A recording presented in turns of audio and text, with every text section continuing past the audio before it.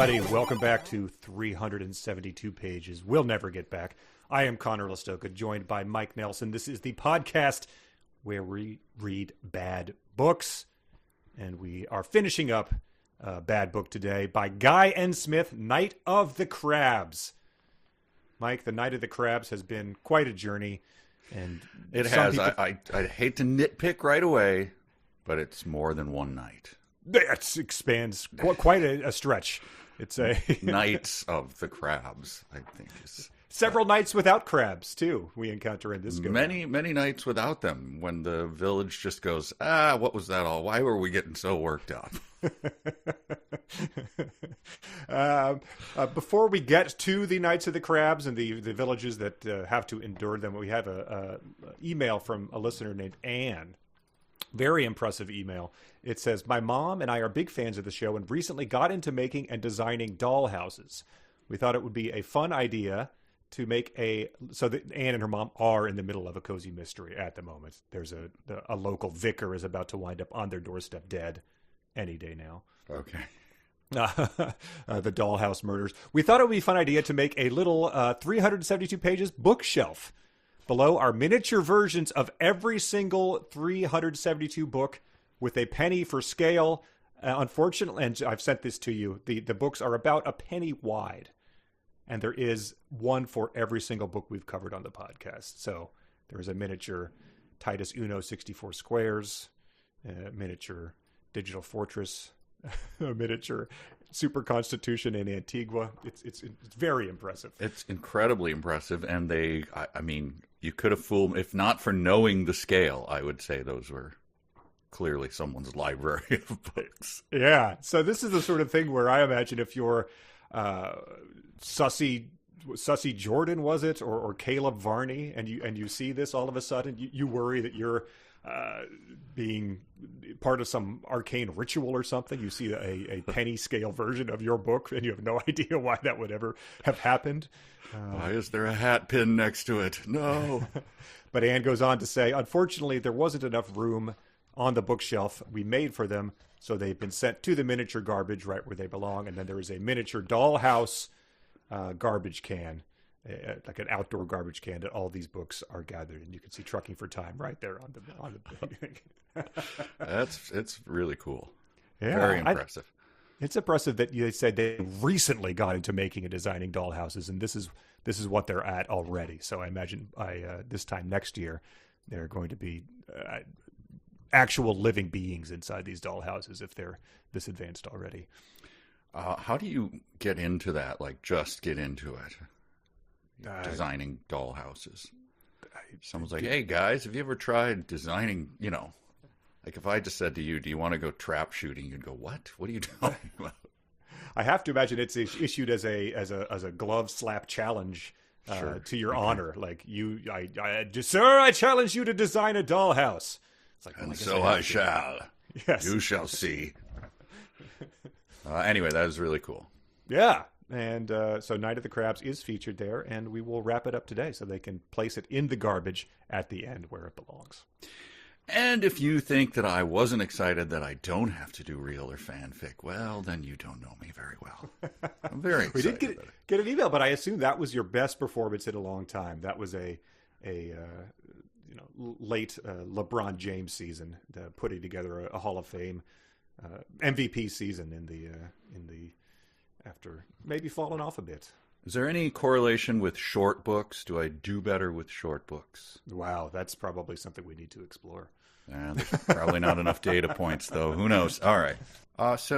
Bring us up to speed on Night of the Crabs.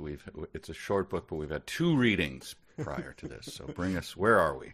Yes, we've spent several hours more discussing this book than it would take to read it. But Cliff Davenport, a strapping, pipe-smoking professor of botany, that's important to keep in mind, professor of botany, not a marine biologist, not a crustaceologist, no. Has traveled to Wales, where he has met a fetching young woman.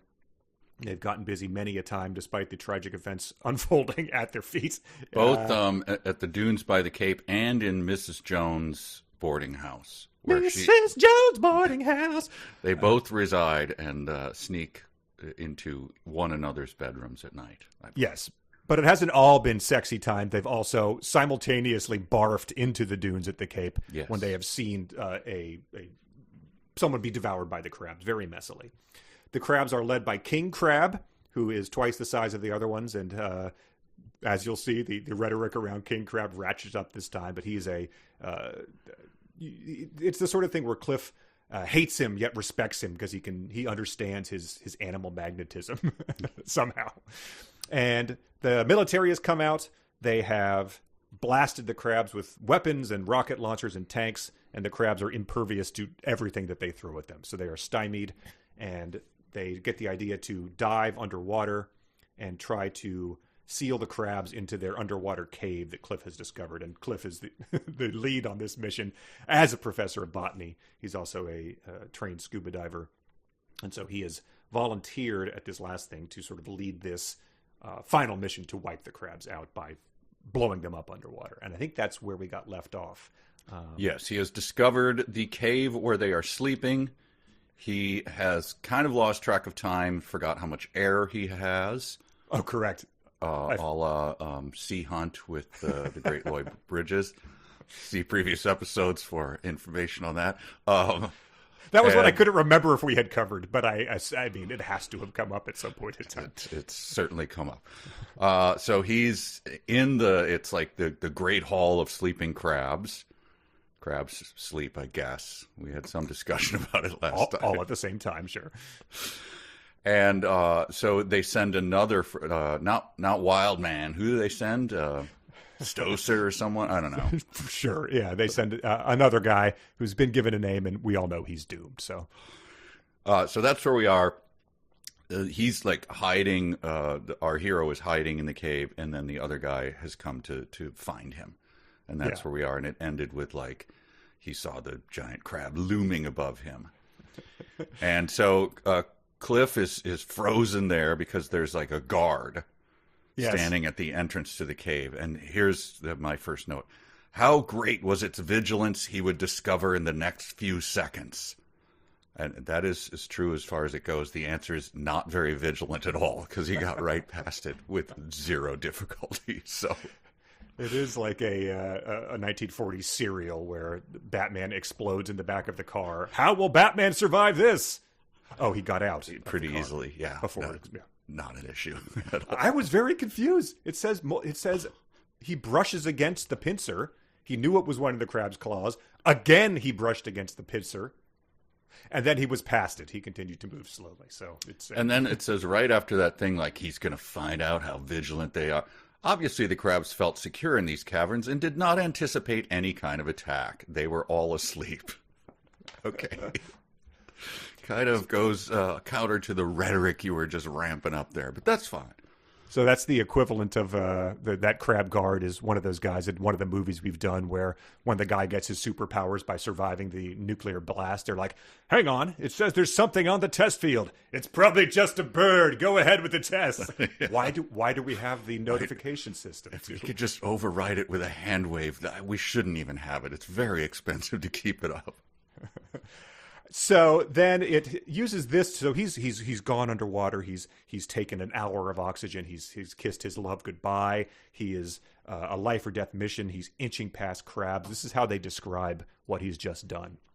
If you or I did this, we would probably describe it as a defining moment of our life. This type of mission. He had escaped from the clutches of those still slumbered behind him, but there was always the chance of meeting up with the odd one returning from a constitutional on the ocean bed.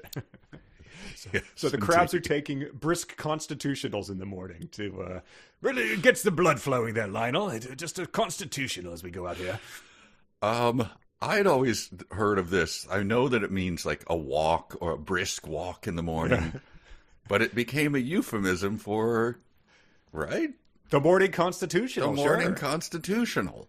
Crab's coming back with a newspaper under its arm. Like, you might want to give that one 20 minutes there, Professor of Botany. Go in there. Yeah. Whew.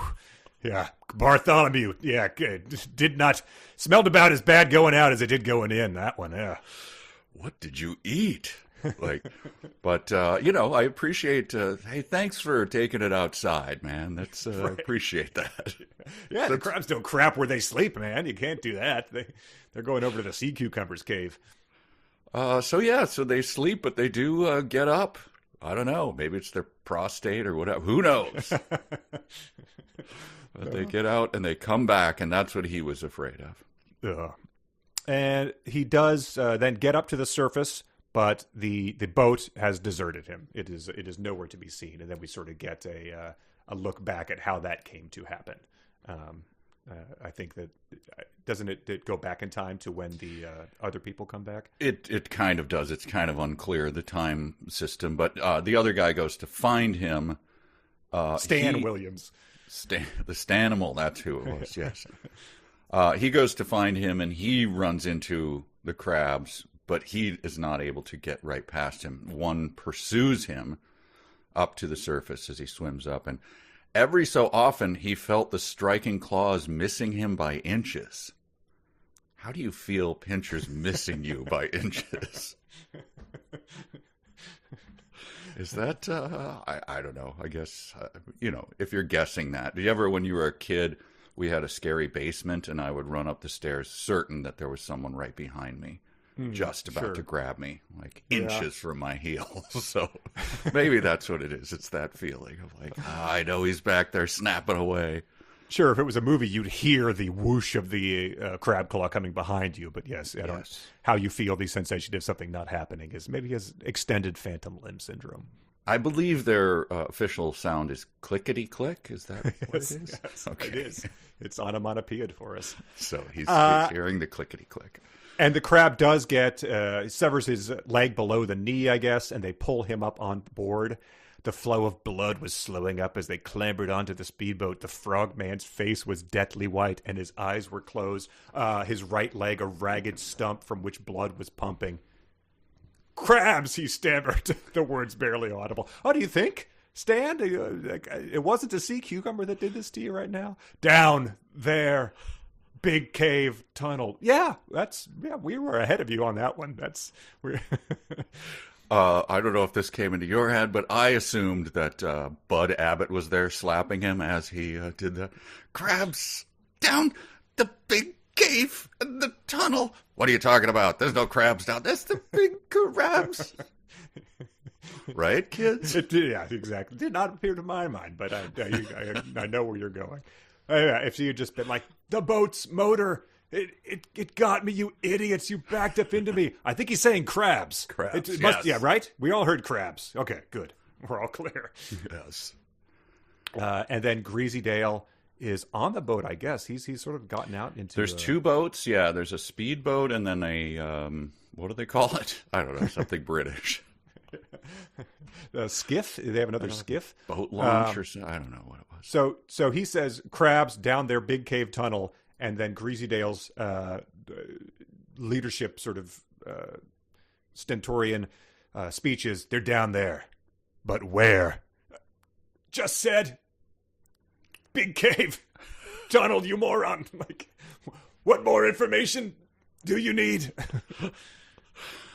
He also says, we'll head back. It must be Grisdale because he's the old Grizz, isn't he? Oh, I guess so. I believe he's Old Grizzly.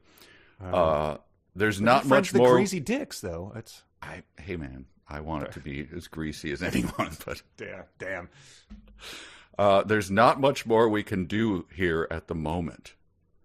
Well, I mean, you could wait for the guy that you sent down there.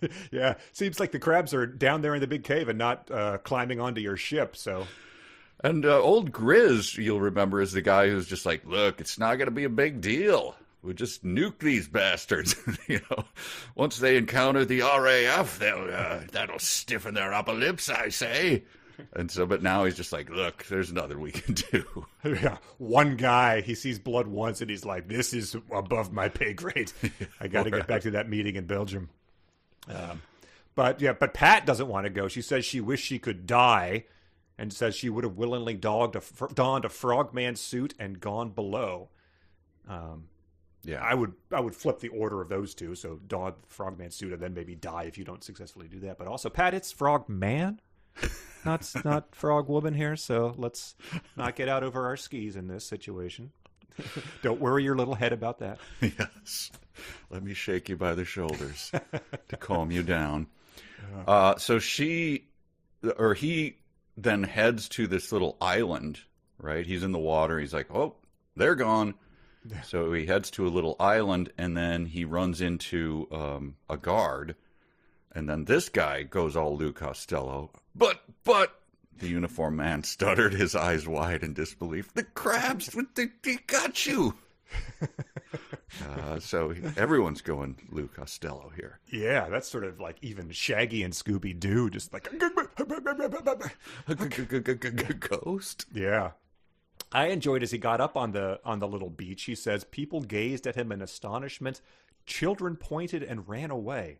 So there are still like children out on this beach just kicking beach balls around and building sandcastles, despite the fact that there was a tank launching missiles at crabs within 72 hours, I think. The citizenry is very malleable in this book.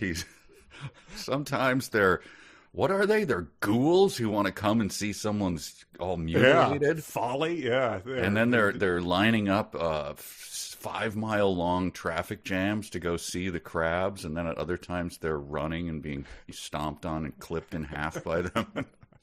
Look, they put down a deposit on a Welsh beach house, and if they cancel within 72 hours, they only get half of it back, so they're going to be damned if they miss out on their vacation. So they were all amazed, and this is when this term came. I'm sure you were excited by this. Every man jack of them just stood and stared, unable to believe that Professor Cliff had... That was a man jack of them? Yeah. You're you've read the Bertie Wooster books. What does that mean? I've probably said it in my time to people who have been annoyed by it. It just means every person, every man jack. I don't know where it comes from. I'm assuming a prior century. I have no idea. But why it's in this book is... Why it's in this book is because our author was born a man out of time. He would have been great doing this in the 1870s as well. He likes to fashion himself as our hero botanist, but I think he's more of Colonel Good. Was that the guy who liked his whiskey and just like, I'm rather parched. I think I'll head out. The guy who hated everybody instantly and just went and boozed it up. I bet he made good friends with the locals, though. I bet he was probably buying drinks on the company dime, on the government dime, and free vacation to sing along to Wales. Sure. Pat is back at the B&B. She's suffering from shock, and he talks to Grisdale and says, Grisdale says, I think it would be better if we told our respective stories. Grisdale said at length, closing the door. Obviously, things are not what we thought they were. And then it says, half an hour later, Grisdale rose to his feet. I just want to know what version of this story takes a half an hour to convey. I went into a cave, the crabs were there, and then I came back and you guys had left me behind. Oh, that's another thing. I forgot to make the full, was it 10 minutes or something on the phone? Oh, yes, you did. That was him listening to a phone call, I believe. I've got a lot of work to do because I'm going to do this conversation as well. A lot of it's got to be pipe packing, I would assume. Yeah. Half an hour. So here's what happened, Grisdale. I went down to the... Hang on one second here. Just... Oh, you're packing yours? Hey, sure. Well, if we're about to do that, let me just... hang on. I'll make some tea. And please put two on, please. That. Oh, of course, yes. Did you bring a damper? I don't travel with one. Fetch a little more water then. And so you were at the cave entrance? Yes. Hang on. Let me just... I can't hear over this. Dropped some here. Kettle is making a mess of this whole place. Tobacco everywhere. Yes. What do you got there? You got Dutch gold? Yeah. I assume this story was interrupted many, many times in order to be able to be a half an hour long. Hang on, I've got Belgium on the line. Can't have you in the room while I'm talking to them. That would be inappropriate because that's important I'll just doing. Nip out for a moment and pack my pipe. And then we get this. Cliff is saying, I'll just go back down there. We don't need to nuke the thing. All we need to do is seal off the entrance, and then they'll be buried, and they won't be able to get out. A limpet mine will do the trick. Yeah, I thought of you for a limpet mine. I knew you could picture that immediately, of course. Yeah, thank you. Yes, we do get a actual description of what that might be like later, so I'll save that for then. Yes, that's a hell of a description, too. And then he says, Grisdale says, right then. Grisdale turned to Cliff. I'll run you back to Hranbeder in my car, and you can put Mrs. Benson's mind at rest. Wink, wink, nudge, nudge. We all know what that means in a Guy N. Smith book, even though she is physically suffering from shock because she thinks that, she was forced to leave you to die at sea. Yes. But in this book, it doesn't matter. I'm sure she's just being, we know what she was doing the last time she was separate from him, so... maybe that's how she works off. How she works off the shock. So he does.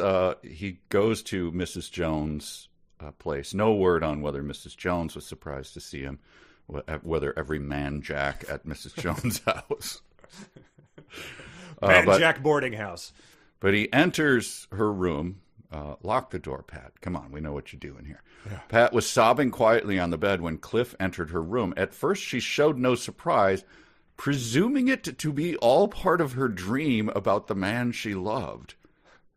It was only when he sat down beside her and touched her that she started up. Cliff, she cried, and then she goes into Lou Costello. With the What are you talking about? Get a hold of yourself. So she was sobbing quietly, not sleeping, but she presumed it was part of a dream. Correct. Okay, just making sure I've got that straight down. I've often done that. Is presumed that I'm dreaming as you're engaging in an activity that you cannot do while sleeping, and that I'm awake. Okay. What are they? What is that lucid dreaming, or what do they call that when you think that you're awake? I think that's when you're aware that you're dreaming. I don't know okay. what dreaming is when you think you're awake, but yeah. I'll often be sobbing and then have a dream where I'm packing to go to the airport, but I can't find the things I need, and it just takes forever. I've never seen someone and assumed that I was dreaming, especially when I'm fully awake and haven't been sleeping. That doesn't happen when I show up at the house for Nashville. You're not just like, this must be a dream. It's a part of my dream that I'm clearly having. Beautiful dream. And then he told her the whole nerve-wracking story. Yes. Unclear on whether this is the half-hour version or not. But and then he says I'm gonna put the the skiff mine. Sorry. Oh, it wasn't a limpet? Limpet mine. Limpet mine. Right, Mr. Limpet mine. And that will really be the end of them? The finish, Cliff Davenport assured her. The giant crabs will be no more. And if there's anything that gets her switching from sobbing because you think she's dead into the mood faster than saying the giant crabs will be no more, I'd like to see it, because gently his hands began unfastening zips and clasps. Together they slid into the cool, inviting bed. And at this point in time, you have to wonder what would not make them incredibly horny, like, at this point in time. Zips and clasps. What were they wearing here? I don't know. One of those, like, sort of leather biker outfits from the 80s, something that, like, Guns N' Roses would be wearing on an album cover or something. Like, why does your shoulder have a zipper on it, Axel? Once in college, I bought a pair of pants. It was the 80s, right? And they had extra zippers all over them, kind of like zipper decorations. Yeah. I walked into, I was at theater at the time, and I walked into the theater green room, and this guy goes, "You got a lot of zippers on your pants." And I go, "Yeah, do you like it?" He goes, "No, I do not." And I remember it just took all the will out of me. Like, God, I thought I was pulling these off. Then you had to sit there for the rest of the class? Just like, the rest of the day, just crossing my legs, trying to hide the extra zippers on my pants. You realize you're self-consciously zipping one up and down, and the guy just turns around. He's looking at you out of the corner of your eye. Yeah, he's giving me the side eye. Yep. Straight to the Goodwill store with them? Yeah, yep. Those never were worn again. But they had a lot of zips and clasps on them. Oh, I think we've all had a moment like that of just thinking that you might be able to get away with something at a vulnerable time of your life, and everyone's seeing directly through it. All right, that's chapter 10. Yes, chapter 10. We're getting there. Chapter 11 goes back to the second scuba diving scene. There's a lot of repeated beats in this one. I'm gonna say for Guy N. Smith, but he's going back down to place the Limpet mine, and he says he would dive and place the mine. They'd be back in harbor by the time it went off. In a way, it seemed almost like shooting a sitting rabbit, which is the common sitting animal we know that it's easy to shoot from common idioms. Right. I know no other more appropriate sitting animal that it's easier than shooting. And I was confused at Limpet Mine earlier. Yes, I can't picture that. Clear it up for you here, of course. Okay, thanks. Yeah, please, if you don't mind, just because I'm not like a World War II guy. Well, all of you out there, you're going, Limpet Mine, Limpet Mine. I sort of know the concept. I know what a limpet is. A limpet is a little suction cuppy, clammy thing. Okay. So that kind of gives you an idea. But strapped to his waist was a circular object roughly twice the size of a Mills bomb. Oh, I'd say no more. Fine, thank you. So, Mills bomb pictured for scale is the right, just like the penny that Anne provided us for the little books.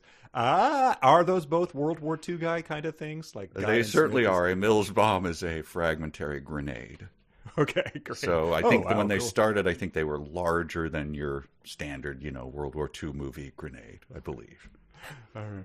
Well, twice the size, though. That seems an odd. When people choose odd things, like I think the GPS does it, where they go like, in 1,000 feet, take a left. Like 1,000 feet. How? Damn it! Now it's ticking down really quickly. What is 1,000? I'm trying to think. That's a fifth of a mile. Yeah. Put it in Mills bombs for me. Yes. Yeah. I mean, at every point in time, there's just a switch that flips with men of a certain age, where you just all of a sudden have thick books on your shelf about World War II artillery and leaders. So since Guy N. Smith is an old soul, that probably happened to him sophomore in high school type of thing. So right. Mills bomb was probably familiar to him, and he assumed everyone else. Who was he was like the 80s, the military book, The Hunt for Red October guy. Yep. John. No, it's the guy who worked Tom Clancy. Tom Clancy. Somebody, I think, at one time I tried to read a Tom Clancy book, and it was like an entire chapter, like about some sort of nuclear weapon or something. Like on its left side, the switch. It's just like I'm not picturing this at all. And then you look at it, it's like this is going on for like 5 more pages. Sort of the equivalent of those Master and Commander books of modern military versus saying rigging and gunnels and all that stuff. Yep, you're reaching for your dictionary, and like the dictionary is saying archaic at every time that you look it up. So he goes down with his Limpet mine. He sets it to. He's worried that he's going to see the crabs, but he doesn't. He sets it with trembling fingers. He set the dial of the timing device 1 hour and heads back to the surface. And they, just like they didn't wait for him, they don't wait to see if this is going to go off. They head back to the shore and prematurely celebrate their victory over the crabs. Yes, in the town hall, Grease, we're going to still call him Grease. Sure, Old Grizz poured out 2 whiskeys. Their glasses clinked together. They looked at each other and smiled. Words would have been superfluous. As soon as they poured out those 2 whiskeys, did Colonel Good just like peek his head around the corner like, hello? Well, Grizz, I've got that report. Well, I thought you'd be in Belgium, but if you're pouring, I'm a bit parched. If whistles are being wet, then who will be I not to wet mine? Colonel I Good. had that exact note that I assumed that Colonel Good was disappointed to miss this section, but he's no doubt wherever he is, he's probably doing the same thing. He does not reappear in this book. I think we are not spoiling. Or does he? Or does he? Well, there's a little discussion about that to come. That's a good teaser. And then Cliff goes to meet with Pat after he's had a couple whiskeys, so who knows what he's going to be. He just probably kicks in the door and is doing a little sway walk towards her, maybe unbuttoning a top button or two. But he's talking to Anne, and she says he noted the regret in her voice. To Pam. Pat? Pat. He noted the regret in her voice. It wasn't that she is in any way sympathetic towards the giant crabs. I should hope the hell not. It was just that there was no longer any common bond to hold them in Hranbrenner. Now they could drift apart at any time they wished. I think he assured her last time that they wouldn't, but I guess she's, maybe she's been burned once before. We never got the story behind her wedding ring tape. Oh, that's right. Yeah, she had a wedding ring as well. But then the great Mrs. Jones appears and says, "Telephone, Professor. I know you're probably boning in there, but..." And he says, "That'll be Grizzly." And I think they've already called. Unfortunately, I thought it was the first time. I'm like, my God, there's a man named Grizzly calling. But it's so good. Yeah, his college roommate. He worked the door at the local bar. Yeah, Grizzly. Yeah, Grizzly. He knows Stanimal. He's pretty good friends with. But Grizzly is, I guess, Grisdale. Yeah, and so he goes to talk to him on the phone, and I like this. He talks to Grisdale on the phone, and when he returns, he's 100% a cartoon character. It says when he returned to the table a few minutes later, he was grinning and rubbing his hands together in obvious glee. So he's like a prospector who just discovered the seam on his claim. He's going like this. He's doing the two hands over each shoulder, shaking it together as a champion. And I says, finally got my grub steak. And it says, "Bang on!" He put 2 spoonfuls of sugar into his cup. Not only has it brought the roof of the tunnel down, but the outer cave has also collapsed. Nothing could get out of those caverns. It's an even bet that the inner cave has fallen in two and crushed the crabs beneath millions of tons of rock. Grisdale's back in London. He went by air. So they're Bond villaining the whole thing. They are so confident they've just left town, gone about their business, rubbed their hands together, because they are just so sure that their enemy is destroyed. And he says... And, traditionally in books, like that kind of hubris is often correct. I mean, most yes. I see no reason to doubt it. Book, yeah. I mean, in fact, and as we misread the word count, this is the end of the book. That's the final section of Night of the Crabs. Yes, so the end. But we do get one more. Pat says, so that's really it? The case is closed then? Almost. Slowly and carefully, he stuffed tobacco into the bowl of his pipe, except for us. So he does a little hang time on that, as he says, no, like we've got to go take a walk. We've got to discuss our relationship. I did ask. I have that note written down, and I was going to ask you for a full recreation of that, but we can put that as a separate item along with the half-hour conversation about his adventure in the cave and the 10-minute phone call. It does not say that he lit it or anything. So the full one I had going last time, I'm not sure if it took as long as that. Probably 3-minute exercise. But slowly and carefully. Yeah, I'd say it's at least 3 minutes. But it also says Pat. So that really is it. Pat lit a cigarette and inhaled deeply. The case is closed then. So she's pulling him off as well. He's rubbing off on her. In and then she... yeah, no kidding. They talk about what they're going to do, and they're going to go to London, and they're going to get married. And then she says, I'd love that, she said, stubbing her cigarette out in the ashtray. It's always great with the love of your life after like a really romantic thing is like, that sounds pretty damn good to me. She's like...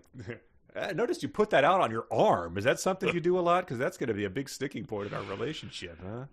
I was charmed when you packed that cigarettes on your forearm. That was delightful and lovely to me. But now, stubbing it out like that. Sticks at her tongue. Yeah, let's get hitched, bucko. Yeah, she does the trick where she puts the lit cigarette in her tongue and rolls it into her mouth and then rolls it back out.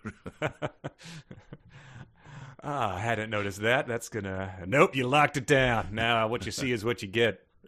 But yeah, he says some sort. He like hints that he's going to propose. It was very convoluted. He was nervous now, far more than he had been at the prospect of meeting up with the giant crabs again earlier that day. There is something positively terrifying in asking a woman straight out if she will marry you. He went on. Right now, my knees are knocking, and I feel as if I'm going to faint. So she's like, "So is that how you're proposing?" I think let's come back. Give you 24 hours to rethink this, and then. Because I don't see any box being unclasped either with a ring in it. So you think about this one for another week, buddy. Yeah, this seems pretty spur of the moment. We're in peril, so might as well get married kind of a thing. I'd rather you think about it. Yeah. And think about it. 3 months salary, buddy. Let's make that happen. We've all heard that ad campaign. Yeah. So they take a stroll, and they come across rabbits, which I assume are easy to shoot. I don't know. But they walk down a path. Suddenly, as if given a signal, a dozen or more white tails bobbed in the air, and then the rabbits were disappearing down the entrance to a nearby warren. "Goodness," she said, "what on earth is up with them? We've been here for nearly half an hour." Wow. So they sat down, and it was half an hour? Sitting there watching the rabbits? Did he retell the story at that point? I was just shocked at the period of time they sat there. That seems way too long. Yeah, I mean, we've all, a nice walk is presumably at sunset, maybe the coast, but half an hour to look at rabbits is, you're going to need a more interesting animal if I'm going to spend half an hour looking at anything. Do a whole bunch of them? Do they? A dozen or more? Altogether? Oh, that's not my experience with rabbits, but hey, I'm not a Welsh rabbit expert. Sure, Night of the Lepus, perhaps, is going on simultaneous. Night of the Crabs and Lepus. That's yes, exactly. A nightmare. And then we get one of the favorite things in this book, which is mistaking enormous crabs for livestock. It says he watched it carefully. Because something has spooked the rabbits. It definitely moved. Of course, the nearby farmers took advantage of this type of hilly ground to graze a few extra sheep. This was bigger than a sheep, though. Maybe a pony had broken its tetherings and frolicked forth in search of its freedom. You've mistaken these enormous crabs for livestock 3 times already. You got to start immediately going to crab. There is a crab invasion. It's well known. They've been invading all the time. And then he says, "My God," he hissed. "What in the name of... Pat, it's one of the crabs." Pat's response, "Oh no." All right, like let's maybe like curse someone's name or like wet your pants. This is they destroyed a tank in the last one. People are going to die. Let's up the game from "oh no," I think, at this point in time. I hope it was said in the manner of Kevin Costner. Oh no. My boat. King Crab, he appears, and he makes this observation about him. He's more cunning than any human being. So let's run down some of the most cunning human beings. Sure. Joan of Arc. Yeah. Some chess masters, Spassky or Fisher. They seem pretty Genghis cunning. Khan, Cleopatra, Sun Tzu, Patton. Oh, yeah, Art of Napoleon. War. Oh. He's more cunning than all of them. More cunning. They just keep ratcheting up the rhetoric about this guy. They're like, he was the most evil being he'd ever seen. All right. You could tell, like, cunning though. It's like, he sort of is, he is clicking in succession. Is that, that's cunning. When a Spanish dancer does the flamenco, does that demonstrate their cunning by sort of clicking in a rhythm? I'm not sure. I mean, did he give the order to go to the bathroom outside of the cave? That's pretty cunning, to like. We don't know that he did that, but we do know they like to take their morning constitutional outside. All right, so the cunning king crab returns. He's down there, and he's twice as big as any of the others. I'm not sure if his size keeps increasing or at all either, but it speaks well of them that they did elect the guy who's twice as big to be the king. you'd think that his cunning might be more something they would do, but it does maybe since his brain is probably twice as big either, that leads to the cunningness. His mustard is that what? Oh God, yeah, it's just oozing out. Come on, I left some behind. Scoop that back in for me. Thanks, buddy. And I believe it was in real or fanfic that this is the crab. Some even withdrew into their shells. Yes. What? Well, he is a botanist. I guess we can't really. Sure. Yeah. He had seen a lot of SpongeBob cartoons where I have to imagine if you have retractable eyes, anyone with them was able to pull them back in. But that's true. That is turtles that do that. Which, I mean, most kids are pretty familiar with that. But before the crabs retract into their shells, I do like that we got one more Guy and Smith reassuring everybody who's skeptical about Cliff Davenport's watch. It says Cliff Davenport glanced at his watch. He could just determine the position of the two hands in the deep dusk. It was 9 o'clock. So he's very hung up on whether Cliff Davenport is able or not to see his watch face based on either the time of day or the darkness of his surroundings. Because remember when he was in the army prison, he could not make it out. That's true, when he was yes. in the deep dark. Yeah, that's true. And he says they smooch one more time. They go back and call Greasy Dale and say, we're going to have to postpone our wedding. Greasy Dale is coming back from wherever he had jetted off to.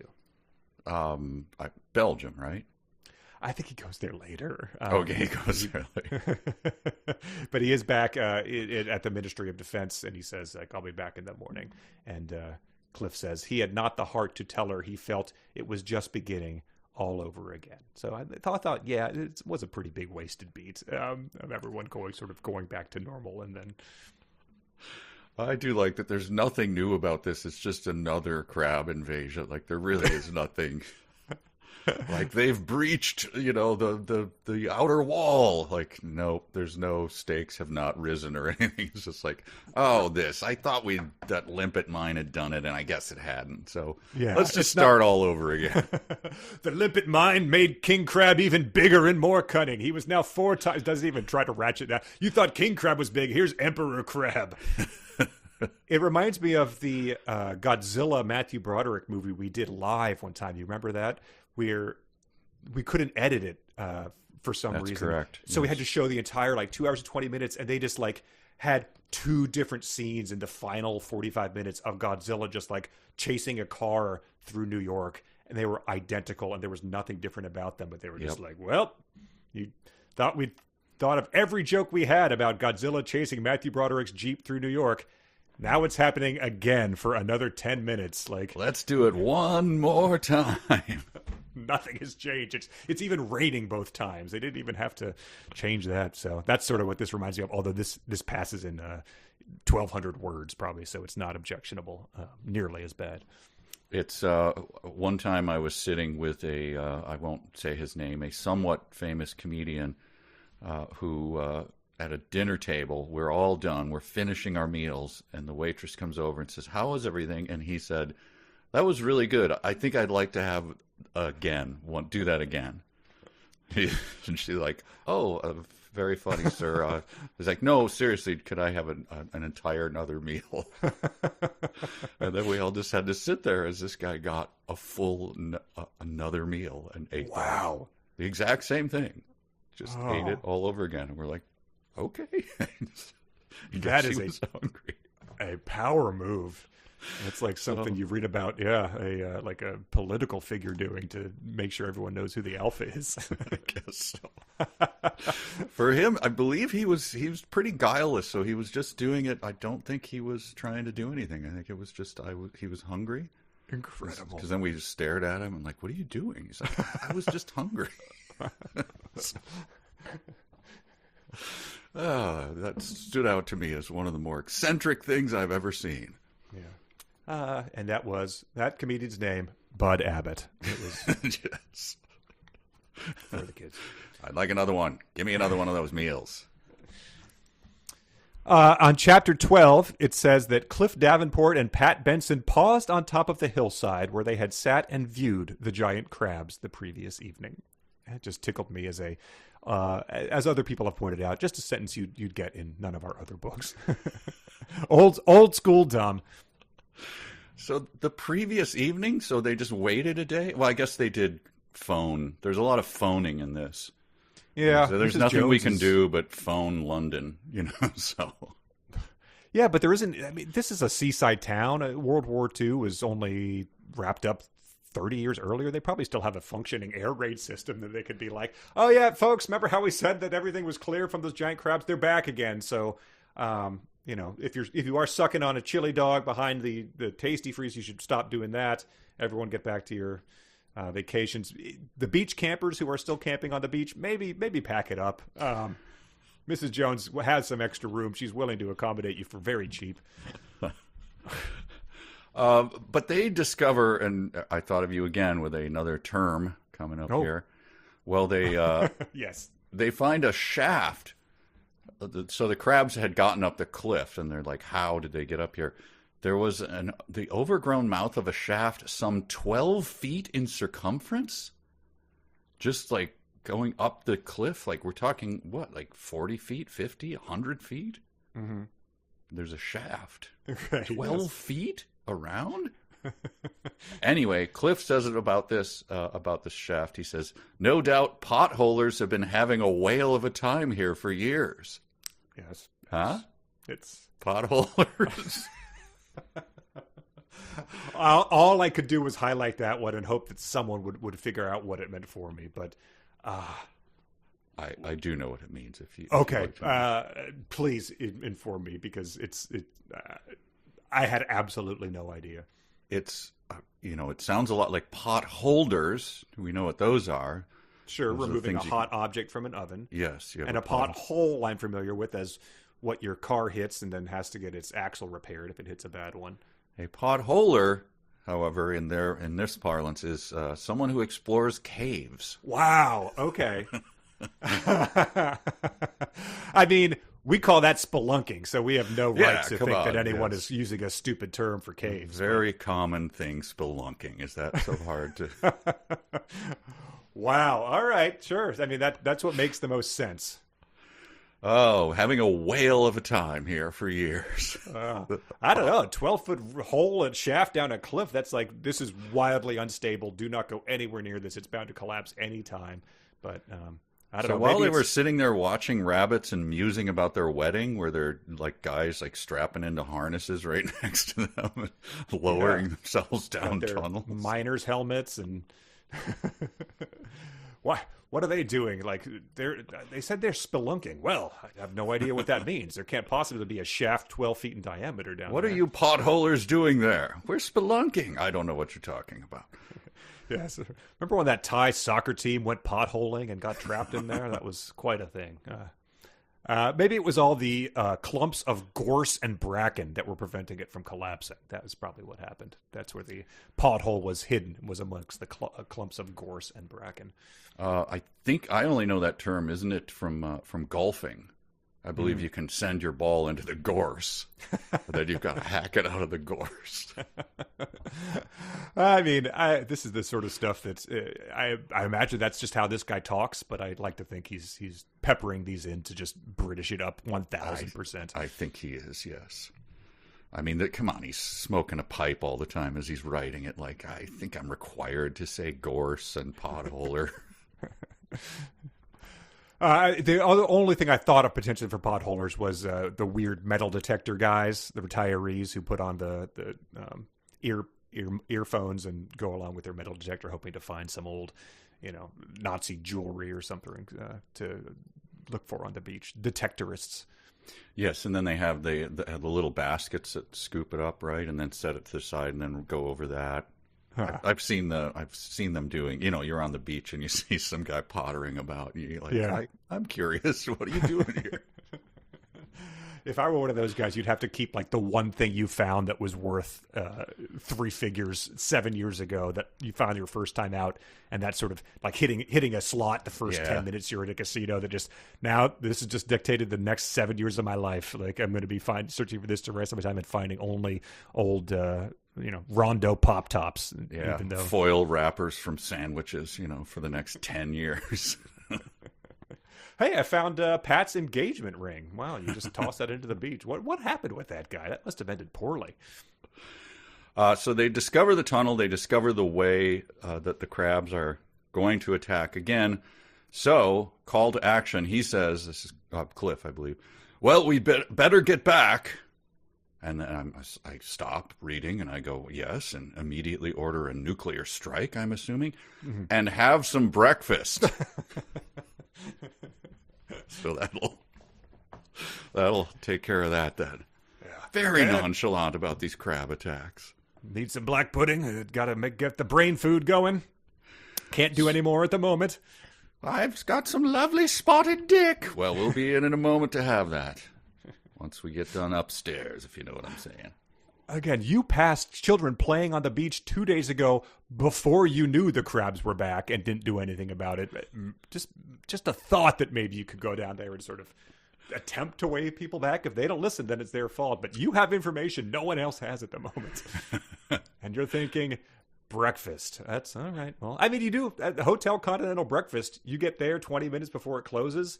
Bad news. You're down to like, the mealiest apple, and they're probably out of, they're down to just like the weird flavor of Activia yogurt. So that the tray that had the sausages in it now just has the grease and that one sort of wrinkled up sausage in there. Yeah. I've probably stated this before. I don't eat breakfast myself. I never have. So I don't care about those places, right? But for some reason, it always bugs me when you go downstairs and you see like some guy like rooting through the trays, like, pushing ahead to make sure that he gets the sausages first. It's just like, dude, have some respect, man. Go buy yourself some breakfast if you want it, but stop elbowing people out of the way for powdered eggs, you animal. That, or sort of standing behind the waffle making station, like Yes. tapping your watch if anyone hesitates to, if you don't flip it over as soon as the timer goes. Just Yes. 57-year-old. You really need a waffle this badly? Come on. Well, after breakfast, and this we'll get into, I think, a discussion here, they get a visitor, Colonel Matthews. Colonel Matthews. So this is our second colonel. Colonel Matthews, yes. Colonel Good was the first one. Alcoholic, the guy who hated Cliff.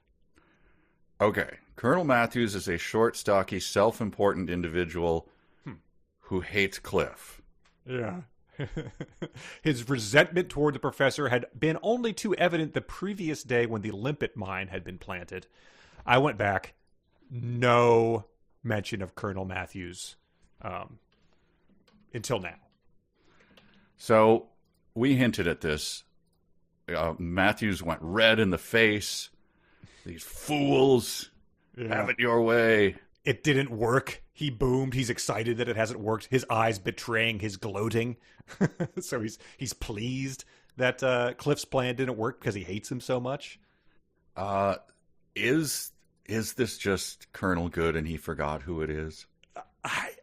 That was my instinct. And I think that he did a Tommy Wiseau where Peter, the psychologist, that actor was like, I'm getting the hell out of here. I've had enough with this. And Tommy just found another guy that was like, now you are Peter, but now you are Steven.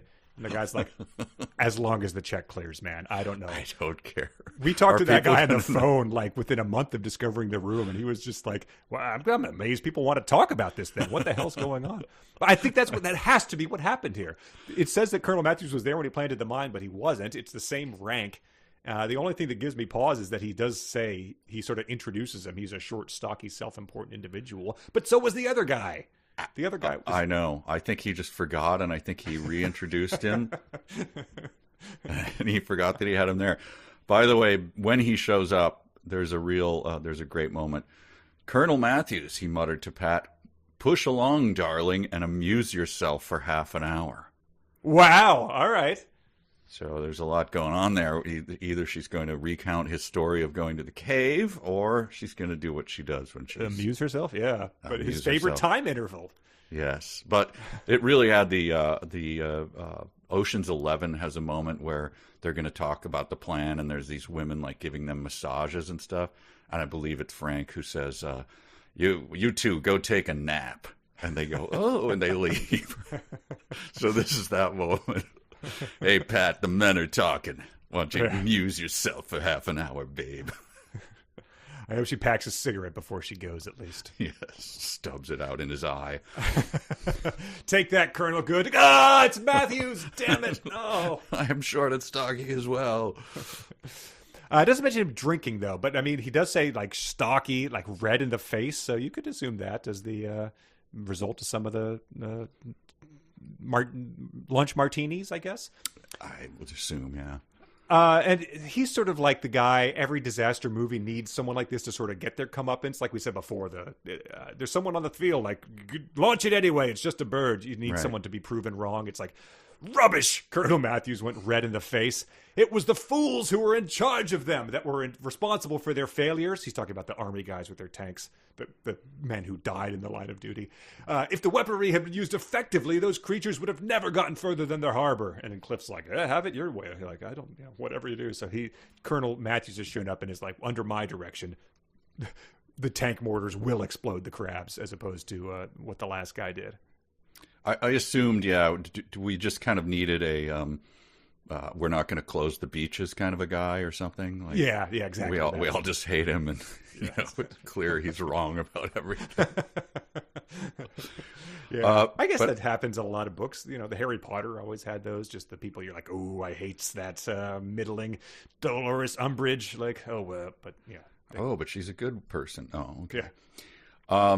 These are we were talking about the malleable nature of the inhabitants. A week passed.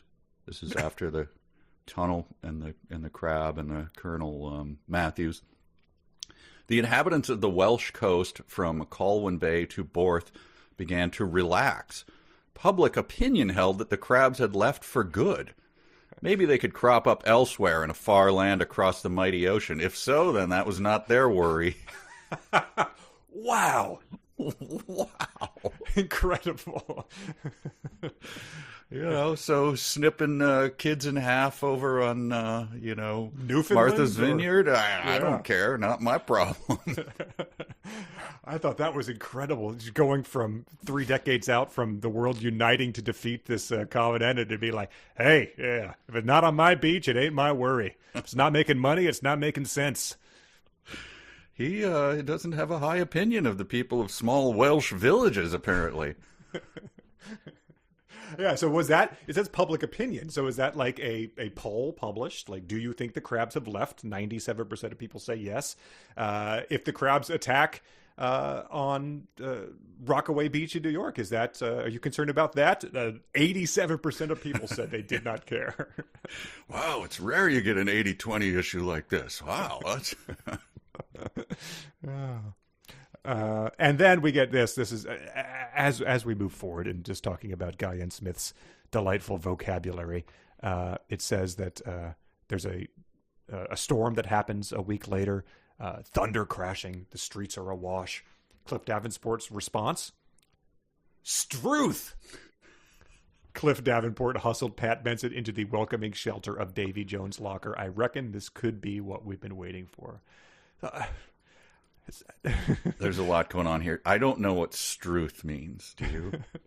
Did you look it up? I'm guessing it's similar to zounds, perhaps? Gadzooks? Zoinks. Oh, no, that's the sound you make when you're stealing. No, you're afraid of something. Yoinks when you're stealing something. Yoink. Yes. Yeah. Okay. And zoinks is it an exclamation. Something that, when Popeye gets socked into puss, that's one of the, like, Both, Pow, Socko, like, Struth. But Davy Jones' locker, very confusing. Yes. The welcome shelter? I believe that is it's a cave-like cafe overlooking the harbor where they went on their first day, like, together. Oh, okay. You'd be forgiven for having forgotten that and associate it with the very, very well-known Davy Jones' locker of, dying at sea. Yes, the bottom of the ocean. A pirate's final resting place, yes. Okay, that's why I was confused. The welcome shelter of Davy Jones' locker. All right. Yeah. I should have looked it up. Okay. Yeah. And then, so it's a torrential storm. It's been relatively calm weather for the past week, but then the botanist, Cliff, goes into a extensive lecture about how crabs are governed by the elements. They're aware down below about what's happening above, and they know that after that crabs emerge, and so fishermen always get them after a thing. So he says, I predict there's going to be another invasion based on this storm. Yes. As a botanist. Yeah. So then the sun comes out after the storm, and the evening was hot and stifling. Cliff and Pat used the car after dinner in preference for embarking upon a constitutional. Ooh. Which would have been nothing better than an obstacle course of puddles and thick mud. Yeah, speaking of thick mud. Now we know that constitutional just means a walk, unfortunately. Yeah. So. Well, they already simultaneously barfed together. They could be doing some other methods of excretion simultaneously. You want to head out and, drop the deuce? Like, okay. Cliff, we're not even married yet. I usually wait. But then it says they drove southwards, parking on a headland which offered them a view of the coastline as far as Barmouth. Yet with the coming of dusk, their thoughts turned to matters other than the ever-present threat of giant crabs. And so that's all we get, though. He starts skipping on details now. I'm not sure what he's thinking now. Maybe his wife walked in the room and just writing the crab book, dear. Nothing. You're not writing that filth, are you? No, just nothing. Crabs, giant crabs. Botany details. And then we get to this passage that was covered in real or fanfic, but it's worth calling attention to because it's an extended version of it. We get... Oh, the train set piece was in real or fanfic? Yeah, I think when he ran into it, that was in there. And I think you got it right. I don't know how. Die Peters. Die Peters. So you've got a character named Die who's due to retire at the end of the month. So Vegas took betting odds off the board about this guy surviving a giant crab book. It says, this is, Die Peters.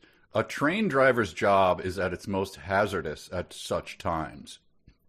Di Peterson was due to retire at the end of the month. I mean, again, things usually work out for people. Like, he'll just take his retirement and that'll be that. I assume he gets a tidy pension and lives at a nice coastal area, so maybe takes up fishing and he's got a big plan. He's going to do his gardening, and he and his wife are going to take that trip he's always wanted. He's going to dandle his young ones on his knee and just have the time of his life. So good on Di. There needs to be an arrangement with HR where you can announce your retirement, but then have it kick in actually a month earlier, sort of like a feint, to anyone out there that might be trying to gun you down in the line of duty. You're like, like that. Sorry, everybody, this was the actual last day. I know I told you it was next month, but won't be coming in today because needed to avoid all of those messy 3 days from retirement issues. Yeah, plant a little false flag and throw everyone off, throw the universe off. Yeah, not a bad idea. And Di Peters so he's been doing this for probably 30 plus years now if he's due to retire, but he is always terrified about going over this bridge. He had lost count of the number of times he'd woken up in the middle of the night in a cold sweat, shouting in abject terror about this. Find another job? This sounds like it's just wreaking havoc on your well-being. Wow, yes, my note is he should really get another job. Almost identical. That is not worth it, whatever it is. Yeah. I've asked my children over the years, like, do you ever get the, that Sunday feeling on, Sunday morning where like, just one more, I got to get to work tomorrow. And then if your job really sucks, then it creeps into Saturday and even Friday if it's really bad. Like, if you don't have that, but this guy, like, scream yourself awake nightmares, that is really creeping in on your private time. Yeah, and, it's a train conductor. When it boils down to it, you do have people's lives at stake, but it's not like you're planting limpet mines or anything for the army. You're sort of pushing a lever to make it go on a track. So if that's wearing on you, you maybe need to just get a job doing security at an antique store or something, or just also it's not fair to your wife, clearly.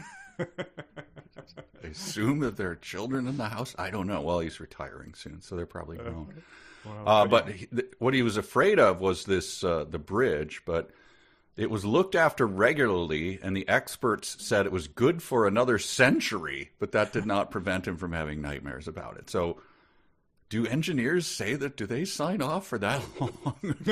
You'd think there would be a little more cover your ass kind of a mentality going on there. Like, yeah. I mean, it looks good to me. I'm a little concerned about those strut plates on the other side.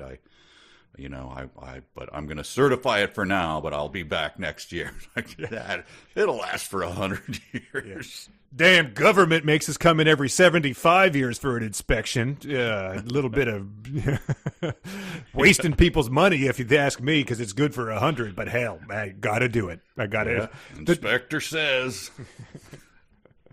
But so yeah, he's not even reassured by that. But we get another moment as he's plowing through the fog on the bridge. That is another book in I think they should retitle Night of the Crabs in How Do You Continuously Mistake Crabs for Livestock? Because he looked as though someone's cow had wandered onto the bridge when nobody was looking. And at what point does it assume the crustacean-like form of pointiness and multiple claws and legs? When does cow just sort of morph into that very unmistakable form of crab? That seems like something you just wouldn't mistake. Like, if you see, you look up and you see something in the trees and it's some unidentified bird, you're not like, I think that's a snake. Like, no, you're off by like a lot. Yeah, it's foggy, so I thought that border collie was a golden retriever. Oh, well, that's sure. There you go. The same mannerisms and basic construction, but yeah. So he was, by the way, he was going from. They named the place Barmouth to Dolgelly. Forgive me if I don't. It's spelled Dolgelly. Okay. Did you look that up? I believe No. that I looked it up.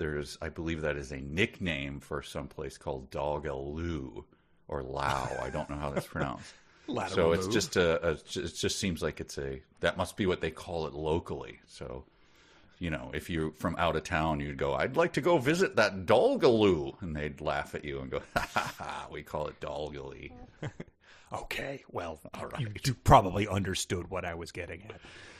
And he's headed to where this is all going down is the Whistle Stop Station, and I'm sure it is not pronounced like this, but it is impossible to read the other way than Art Hog.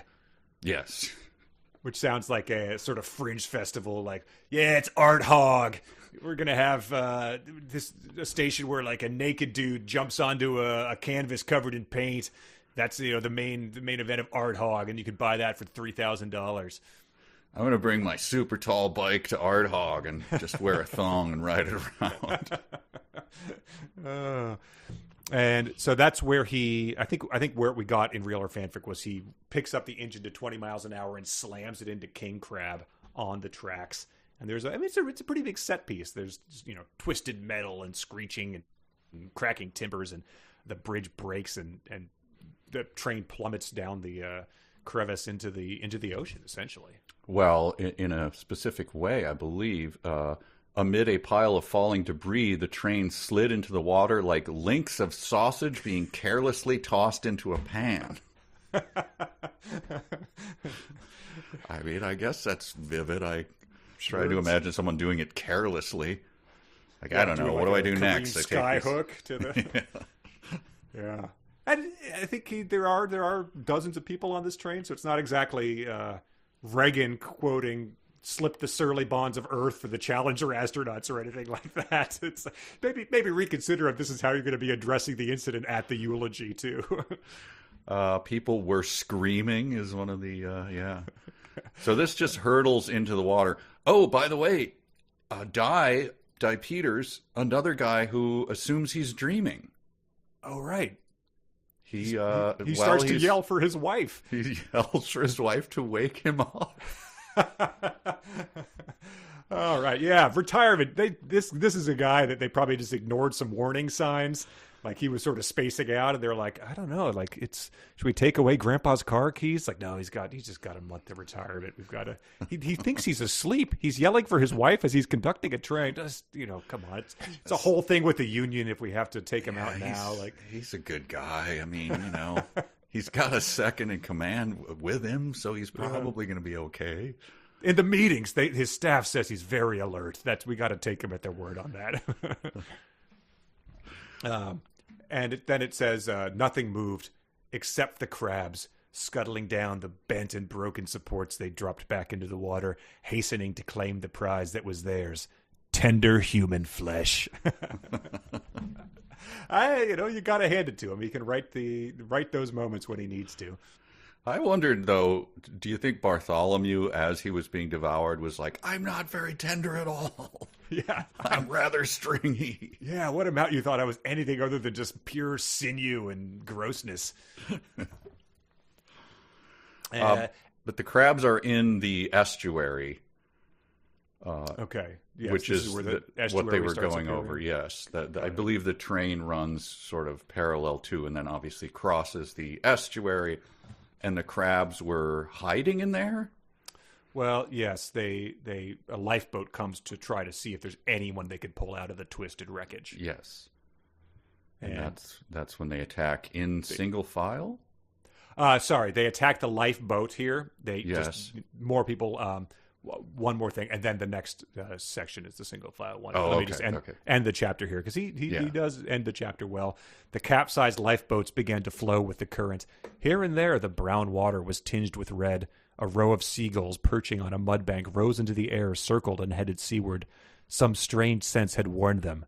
This was no place for them. So just dozens more dead people, including the rescuers who were sort of lured there and then also fell to their death. And Dye was just, what was he? Was he 3 weeks from retirement? A month. Okay. Yeah. So all right.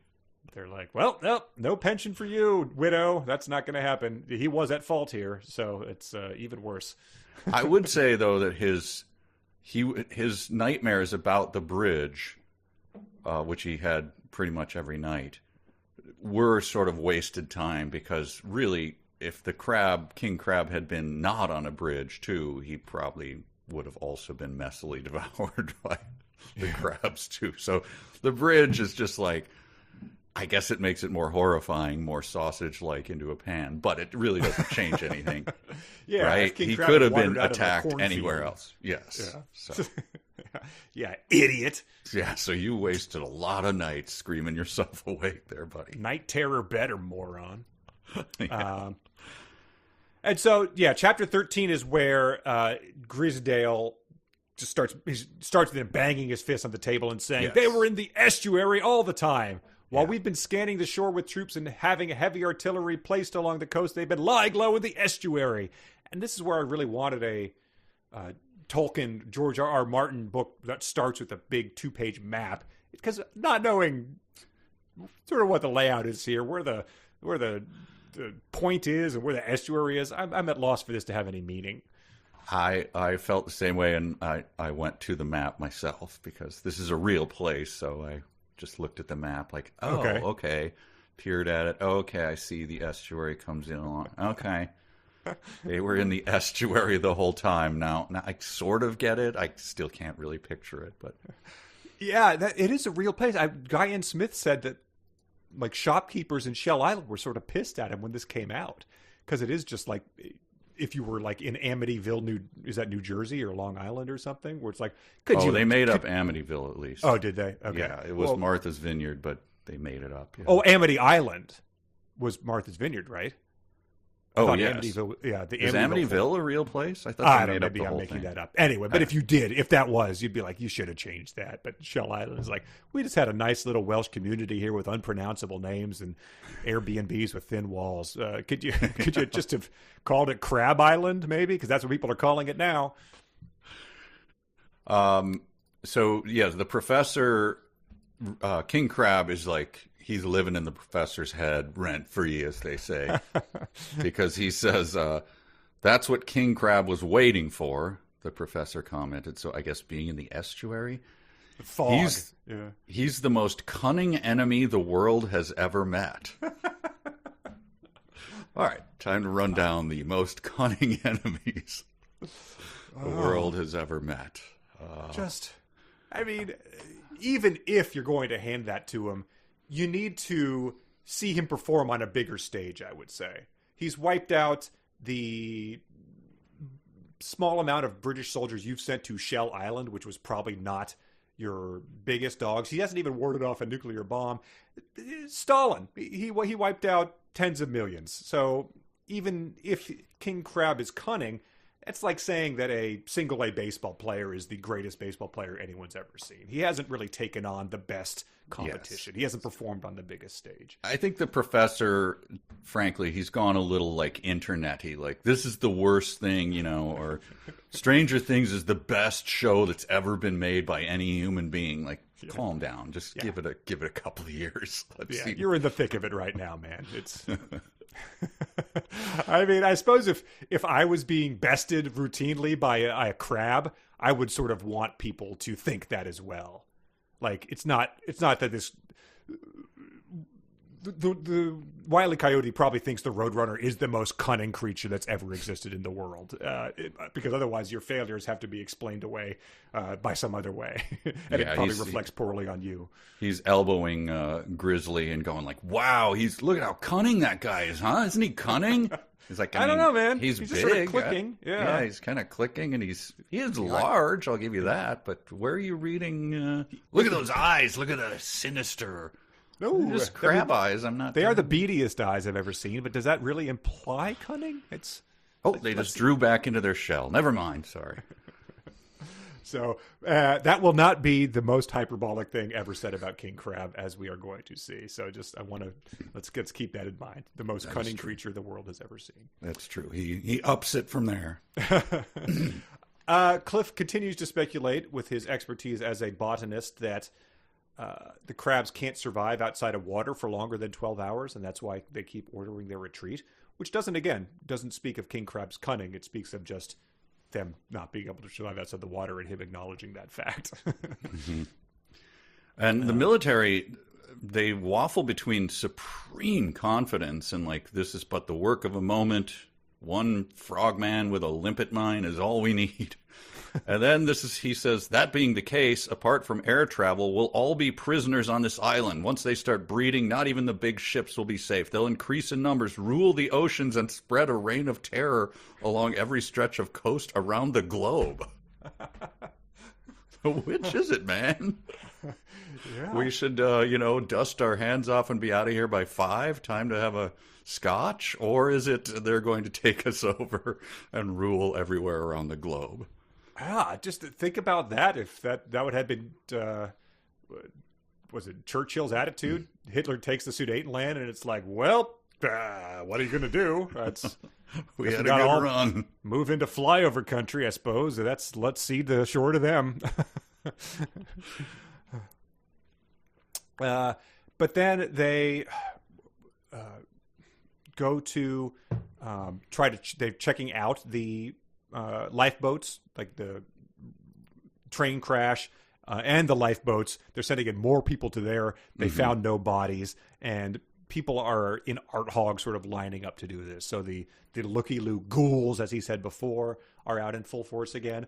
And then you get this detail. More time is passing still, and they're not showing up. But it says the weather became still hotter. The ocean sea sparkled a deep blue. Even the muddy estuaries seemed less formidable.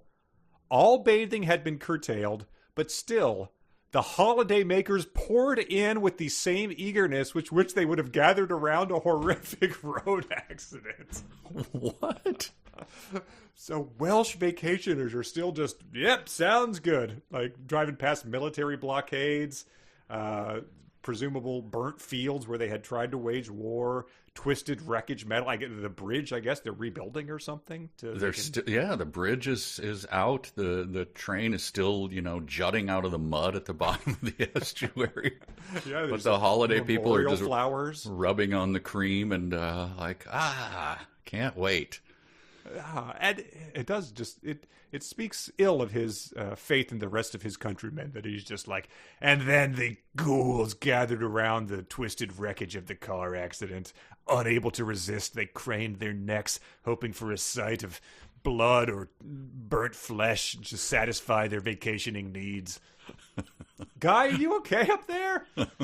Come down and have some sandwiches. This is you're either horny or just full of malice towards your fellow man. Our next door neighbors, the vacationers, just dropped by for a bit of coffee. Vacationers! Ghouls! We're quite happy here. So, 24 people, including the crew of the lifeboats, were reported. Not a single body had been recovered. So Di Peters' wife is like, still nothing? I mean, a lot of... I'm finally getting some sleep, so that is... But if you do recover just anything, just let me know, because I have to turn in a body to get the pension, you see. That would be nice. Yeah, they do need some proof of death there. I mean, hey, good night's sleep is all the pension I need, but but seriously, I do need the pension. I was counting on that. I didn't work a day in my life, so... and if you think that Guy and Smith holds Welsh vacationers in low esteem, but he turns on his fountain pen of roasting to this next inanimate object. Do you have that one? We talked about it ahead of time because the tide starts coming in and there's some waves, and he just lets lets this place have it. Yes, it is. I think I've written down here. Okay. In comparison, the Severn boar would have seemed a ripple in a woodland stream. Boom! Roasted. Severn boar. Roasted. Severn boar is on the mat from that one. He's never going to recover. Wow, with the folding chair over the ropes to Severn boar. A tidal boar seen on the tidal reaches of the River Severn in southwestern England. So it's it is, I believe, the I think I looked it up and sent you the thing. It is the third biggest tide. Okay, difference between high tide and low tide. Yes, the biggest difference between the two. The other two are in Canada. So yes, the Bay of Fundy, as in yes. Okay, and then there's one more. So. I don't know, but for some reason, Severn boar really got under his skin here. Bay of Fundy still makes this one look like small potatoes, but the Severn boar can just eat it if you compare to this tide going on in Art Hog. The people who live right around the Severn boar are like, what? What did I do, man? Packing up their antiques that say, I survived the tide going out at Severn boar. We're ruined. No one's ever going to buy another one of these. And then the crabs start back up. Okay, here's where they come like a never-ending column of soldier ants. The crabs marched out of the estuary in single file. Yes. So King Crab doing his job, I guess. He's really whipped him into shape. Because you could be cunning, but also not a good leader. You might be cunning, but not be able to like whip your soldiers into shape, lead them, have them respect you, type of thing. Yeah, I'm sure there's plenty of people who just don't have that charisma or leadership skills. So he does have both. It's good to know. That is true, yeah. He's truly an Alexander the Great, just absorbing all the big crabs, kind of like, come into my army, we'll treat you, better than you've ever been treated as a large crab. Yeah. What did they say about him? His soldiers did not believe they could die. That was why they were so successful, is because that's probably what king crabs are like. I heard that quote earlier this week on a fantasy football podcast, so that's why it's at the top of my head. Not up on Alexander the Great in any other way. So, but it says, in fact, only such a formation could they have remained hidden for so long during the low tides. Their method of concealment was a mystery no longer, and it just would have helped a lot if I knew any more about what this area looked like, or what an estuary was. In fact, it is a tidal mouth of a large river where the tide meets the stream. So I have no idea why that is such went unnoticed by them for so long. It's just sort of a large inlets to where the tide can do that. And I guess so. They were covered with the water when the tide was in, And then the tide goes out, and then they're all just like, ha, here we are. I think that's what they're trying to convey, but I too was just like, okay. Yeah. They were in the estuary the whole time. Great. What's an estuary? It's also been days. The tide hasn't happened at all. Then I thought that happened. Yeah. Anyway, I thought it was twice a day. All right. Yeah. Then there's some workers who are on the train and trying to get away because it is a disaster movies thing. The tide is coming in and they're having to run to get away from it. One of them stumbles. Other guys go to help him, and that, of course, is their doom. They says they leapt into the space, accomplished swimmers all. They made a perfect landing. Perhaps they would have made it had it not been for the 3 massive crabs perfectly camouflaged against the background of mud, which slid toward them. Not really sure at this point why it matters that the crabs are camouflaged if you're just going to be able to pick these guys out of the water. But that's the latest victim are these workers who got snapped in half. I had trouble physically with this as well. I didn't know what was going on. They were building the bridge again? Yeah, I think they're repairing it so that the trains must run. The crabs were waddling across the mud beneath them? And then what? And a fallen man? Like where did he fall? I think in the mud, just as he was doing it. And then they were going to try to jump across the repaired bridge, but it hadn't been repaired enough so that the jump was possible to get to the other side. And so he had to jump back into the water where the tide was coming in. Okay. He just sort of throws this out there and is like, you know how it is. You've seen Airport 77 or whatever. Like, it just... So the crabs then are going to continue their advance on Aardhog, the arts and weirdo celebration that I assume that they're talking about there. Yeah, keep Aardhog weird, man. Can't let him. I'm doing a show that's off Aardhog. Aardhog got a little too commercial. They wouldn't tolerate the show where I, spray whipped cream up my anyway. So that's I got to go off Aardhog. It's not.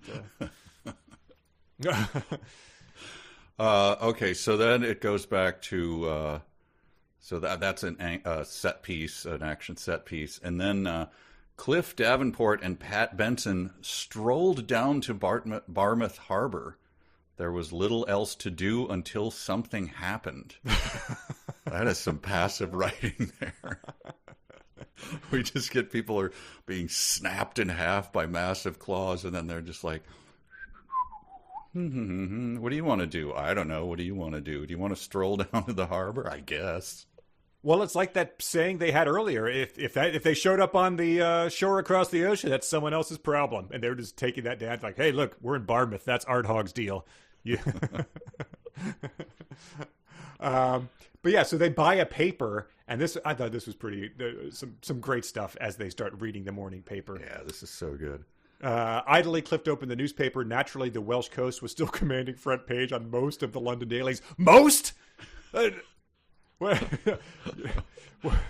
Who's like, missing the boat on that one? Yeah, it's like Timothy Dalton being arrested for some sort of drunken public thing or something. That's what's on the Sun's front page as these crabs are snapping people in half. Did a princess die in a tunnel or something? Is that what's wiping it off the headlines? Yeah. Prince Charles wants Camilla to be his what? That was a... oh, God. Where are the giant crabs now? The leading headline ran, which is pretty amazing. And Pat is reading over his shoulder, and she says, "Poor kitty," she muttered. "What's that?" Cliff grunted, being more concerned with the ridiculous views of some reporter who surmised that the crabs might be hiding out in the mountains. So a reporter or opinion guy is going with that. That's his pet theory. Like this is Larry King's column. Giant crabs might be in mountains. Check it out. Saw that new Kevin Costner movie. Quite enjoyed it.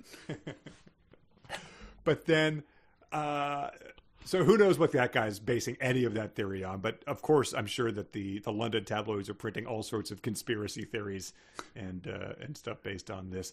Boxcar Willie was a crab after all. He was not a lizard person. Sorry about that. But then we get this delightful thing in our little pulp novel. Pat points to a small paragraph on the foot of the page. You want to read the headline? Yeah, but everyone take a big sip of whatever drink is near you and get ready for this headline. Child drinks weed killer and dies, he read. An 8-year-old girl who drank a solution of paraquat weed killer last week in her parents' garden in Surrey died this morning. Sorry, I've got the giggles like you did when the boy got slapped in Antigua in the Teen Archaeologist. Wow. Oh, there is no known antidote. Parents are warned. So, you madman, just throwing a random 8-year-old drinking weed killer into the mix out of here. How about just like scare as child survives, Sure, yes. Yeah. Jeez. This seemed a little unnecessary for our little pulp crab attack novel here. Yeah. Oh, wait, hang on. Paragraph 3. Her adorable puppy recently won cutest dog in Art Hog, drank the weed killer and also died. Sorry about that, people. This is just the story just gets grimmer. So we had assumed at some point he was going to go like ordinary table salt, like they can't survive it. Who knew, or the aliens are the water that's the boy puts everywhere around in signs turns out to be the thing that right. Well, why did we come to a planet that's 75% water? That was really stupid of us. So it's this paraquat weed killer is the suddenly, honey, I love you. You're brilliant. A child is dead. Like we. That child was a genius. He just got, well, actually, pretty stupid. It went and drank weed killer, so probably best to Darwin them out of here. But in some ways, they were a genius because they've discovered the one thing. He banged his fist into the palm of the other. Deadly to all forms of life. Yep, ahead of you on that one. It's deadly to 8-year-olds. Kills through the pores, rots the lungs. I wonder. So I'm sure the parents of the 8-year-old who are grieving will just be like, it rotted her lungs. Oh my God, she died in agony. It killed through her pores. This is awful. Like I hope she just at least didn't suffer. But now you're saying it rotted her lungs. She has died, so she obviously did suffer for a while. Like, good Lord. This reminded me of just one of the darkest things ever. Is the composer Dvorak had a bunch of children, and I think like 3 of them died in 1 year, but one of them died from drinking a phosphorus solution that was under the sink that they used to use to make matches. Jeez. And it's just like, why do you have that? Just buy some damn matches. I mean, just obviously horrific, but to just like have it somewhere around, it just seems like incomprehensible. Yeah. Not with a Mr. Yuck sticker on it either. Come on. No. Get in the game. Anyway, so yes, the brilliant stroke of genius is that poison is poison and could be used to poison. So there is no, like, look, you're a botanist. Why haven't you thought of this earlier, right? This weed killer. I sort of realized that after the fact, just because his botany is so ignored at this point in time, and he's been called a marine biologist who's an expert on crab feeding rituals and stuff like that. But yeah, it didn't even occur to him that the most deadly weed killer out there could be something they could spray on them. I mean, napalm you probably had at this point in time. You could have tried that too. I don't know. Oh, fire doesn't kill them. And then Pat says this, though. He's going crazy about this. That's it. Why, you're a genius. Whatever are you getting at? She asked. Have you taken leave of your senses or something? What is hard to understand about this? You just mentioned a deadly poison. He said that might be it, the deadly poison. What are you not following about this? Are you insane? What are you talking about? I'm obviously talking about the paraquat that we just talked about. Yeah, and I've been right about every single thing in this book so far based on my, initial hunch instincts. So why are you doubting this one? Good God. I have a visual challenge for you. Oh, goodness. All right. So this will only unfortunately be just for Just our video people, yeah. Maybe I'll pull it. But he calls Greasy Dale, says, Yes. I need some paraquat, a whole lot of it, and we'll get some sprayers, etc. The farm suppliers are delivering at once, and then the phone rings on his end. Greasy Dale, he barked, an expression of irritation on his face, an expression which quickly turned to one of amazement and horror. Good grief, will deploy all available troops. So he answers the phone with an expression of irritation on his face, an expression which quickly turned to one of amazement and horror. Okay, so he's, all right, I'm setting the scene. He's at Mrs. Johnson's place. He hangs up the phone and he turns to Pat and says, the farm supplies are delivering it at once. Farm supplies, I guess, is a place, a going concern. He was interrupted as the phone rang. Okay, Grisdale, he barked and quickly turned to one of amazement and horror. Okay, Here we go. Ready? All right. Grisdale! Good grief. Right, we'll deploy all available troops right away. There, that was amazing. That was very good, yeah. That's, you could imagine the musical dramatic stinger happening as that expression changes. Maybe he told them, the guy on the other line said, you'll never guess, Colonel Good showed up sober today. And that's what provoked that expression. So the guys at Farm Supply, well, we hear from Farm Supplies in the next chapter, I believe. Yeah, so, that's how this chapter ends. And not as fine as one. He says, I just hope that the Farm Supplies truck gets here before it's too late. So they really did it. They called around. They were like, Southern States, that doesn't have any in stock, and Tractor Supply is going to have a $200 delivery fee, so that's a non-starter. But hey, Farm Supplies can get it here. Then the guy who at Farm Supplies overbought on paraquat by way too much. You added an extra zero to it, you moron! Got hit with a farm hat for a full 5 minutes. You're a hero! Jenkins, you've saved Farm Supplies. I love you. Now you get in the truck and drive it out to Shell Island. We do get to meet that guy. We do, in fact. And this is the last chapter, I believe? Yes, yep. This is it. Okay. Culmination of Night of the Crabs, taking place in the daytime, I believe. Yes.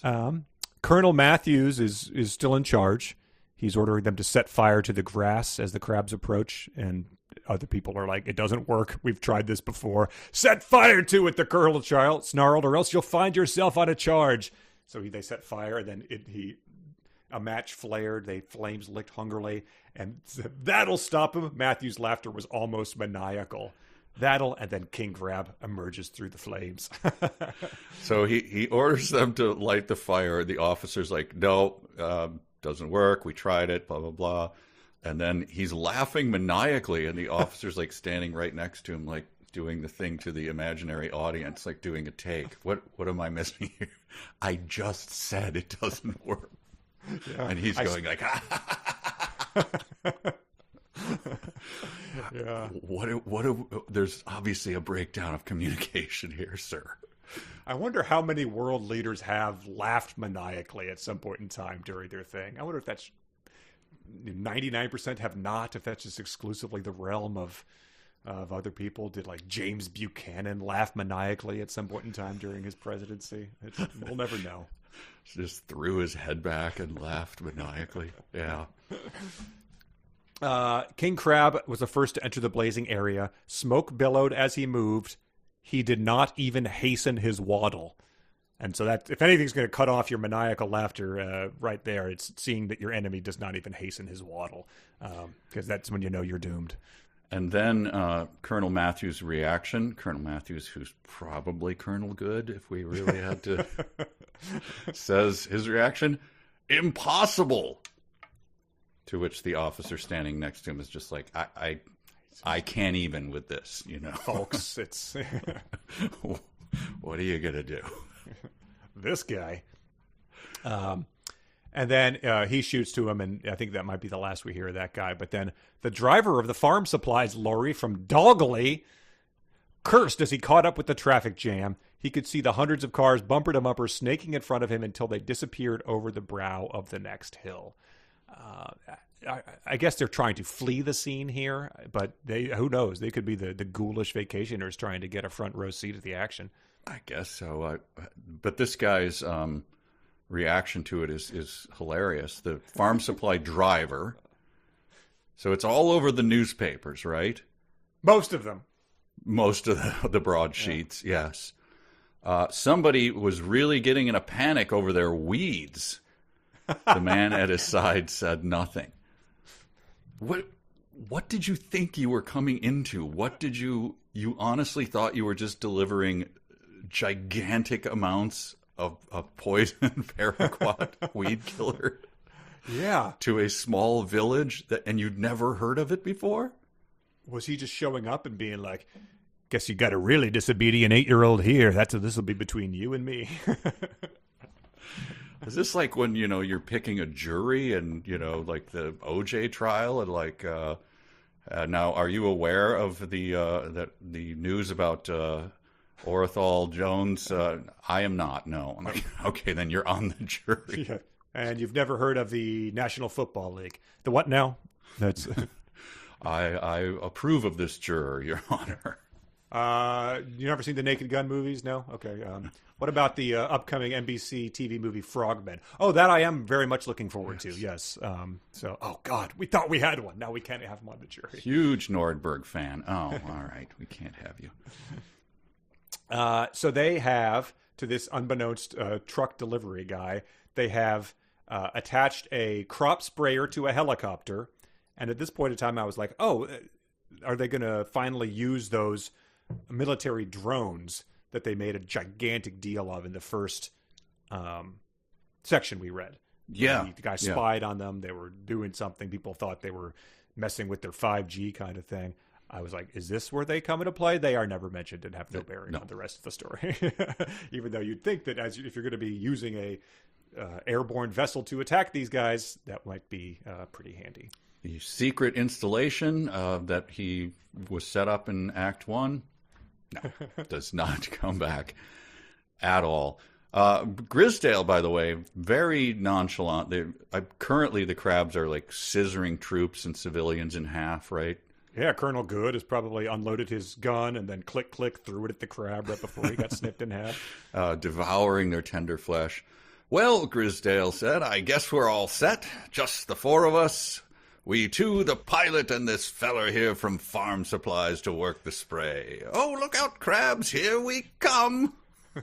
He's just having a hell of a time. And the Farm Supply guy has got to be like, the who now? Yeah, and, I don't work sprayers. You should have. Did you talk to Dan at Farm Supplies? Yeah, he must have told you that. I get $4 an hour to drive the truck. I am not. That is not life risking money by any stretch of the imagination. You already signed for it, so as far as I'm concerned, I'm gone. So long. Yeah, I got to drive some more to a elementary school. I hope that's for weeds and not for the cafeteria. That's because boy, they can't have this. The spray's going to start to get a bad name if any more 8-year-olds keep putting it away. So I've heard bad things about it in children, but none. But yeah, no, it says 2 minutes later they were airborne. So I don't know. Did they like just sort of conscript this guy? Is he like getting put on the plane like B.A. Baracus and the thing? Like, no, I'm not getting on that plane. Like, wham! Like he wakes up. Oh my God, I've been abducted. Oh. I'm working the spray. I will not work that sprayer. I will not work that sprayer. I'm working the sprayer. Damn you, Grisdale. And then the crabs have pretty much just shifted into unstoppable killing machine mode. They were not bent solely on destruction. They practically ignored the houses. All they wanted was to kill. Their taste for human flesh overruled anything else. I just wondered, like you said before, is everything, it's kind of like when you pull the slot machine first and you get, and you're like, wow, this is easy. I'm going to keep trying this for the rest of my life. Was Bartholomew the thing that, well, I guess they ate the other guy first, but. Oh, the niece and nephew. Yeah, where you're just like, man, that was good. I gotta get that again. And then you just are always like, I don't know. That was okay, I guess. Yeah. Chasing that first high. I had an heirloom tomato once back in my 30s, and I've always been looking like every tomato is a letdown since. It was like growing on this guy's ranch. He gave it to me. I was like, God, that is the most delicious tomato I've ever had. Everything since then let down. Wow, that tomato was your Bartholomew. Yep. My taste for human flesh has overruled everything about me. Then you get a thing that wasn't real or fanfic, which was a fleeing scene, pedestrians fleeing, abandoning their cars, things are returning, fire, colonels ejaculating, etc. Yes. And then we get our heroes in the helicopter with their spray, what was it, Pemaquat? Paraquat as they go in. Mm-hmm. That's the stuff Cliff Davenport cried enthusiastically, gripping his seat until his knuckles showed white. Go down lower, make sure the big feller gets it. And the farm supplies guy sort of be like, you're gripping your seat and just sort of yelling instructions. Why? How come you couldn't be the one that's doing this? I seem superfluous, or you are. So you seem very vested in this. Why don't you get up here? And I'm a month from retirement at Farm Supply. I really should not be here. I could be back in my truck with the air blowing on me, eating a honey bun and drinking some overly sweet coffee right now. Instead, I'm up here spraying deadly poison. Farm Supply does not provide adequate health insurance for this matter either. This is definitely going to take years off my life. If you or a loved one has been exposed to paraquat in the line of duty, please call. Here's one thing I wondered. This is just the pettiness of me. When they're crushing the cars and everything, metal crunched as they crush the vehicles beneath their advance, flattening the various models out of all recognition. Could a car expert identify a crushed car? I'm guessing they probably could. They would recognize it as being crushed, but they wouldn't say, I have no idea what that is.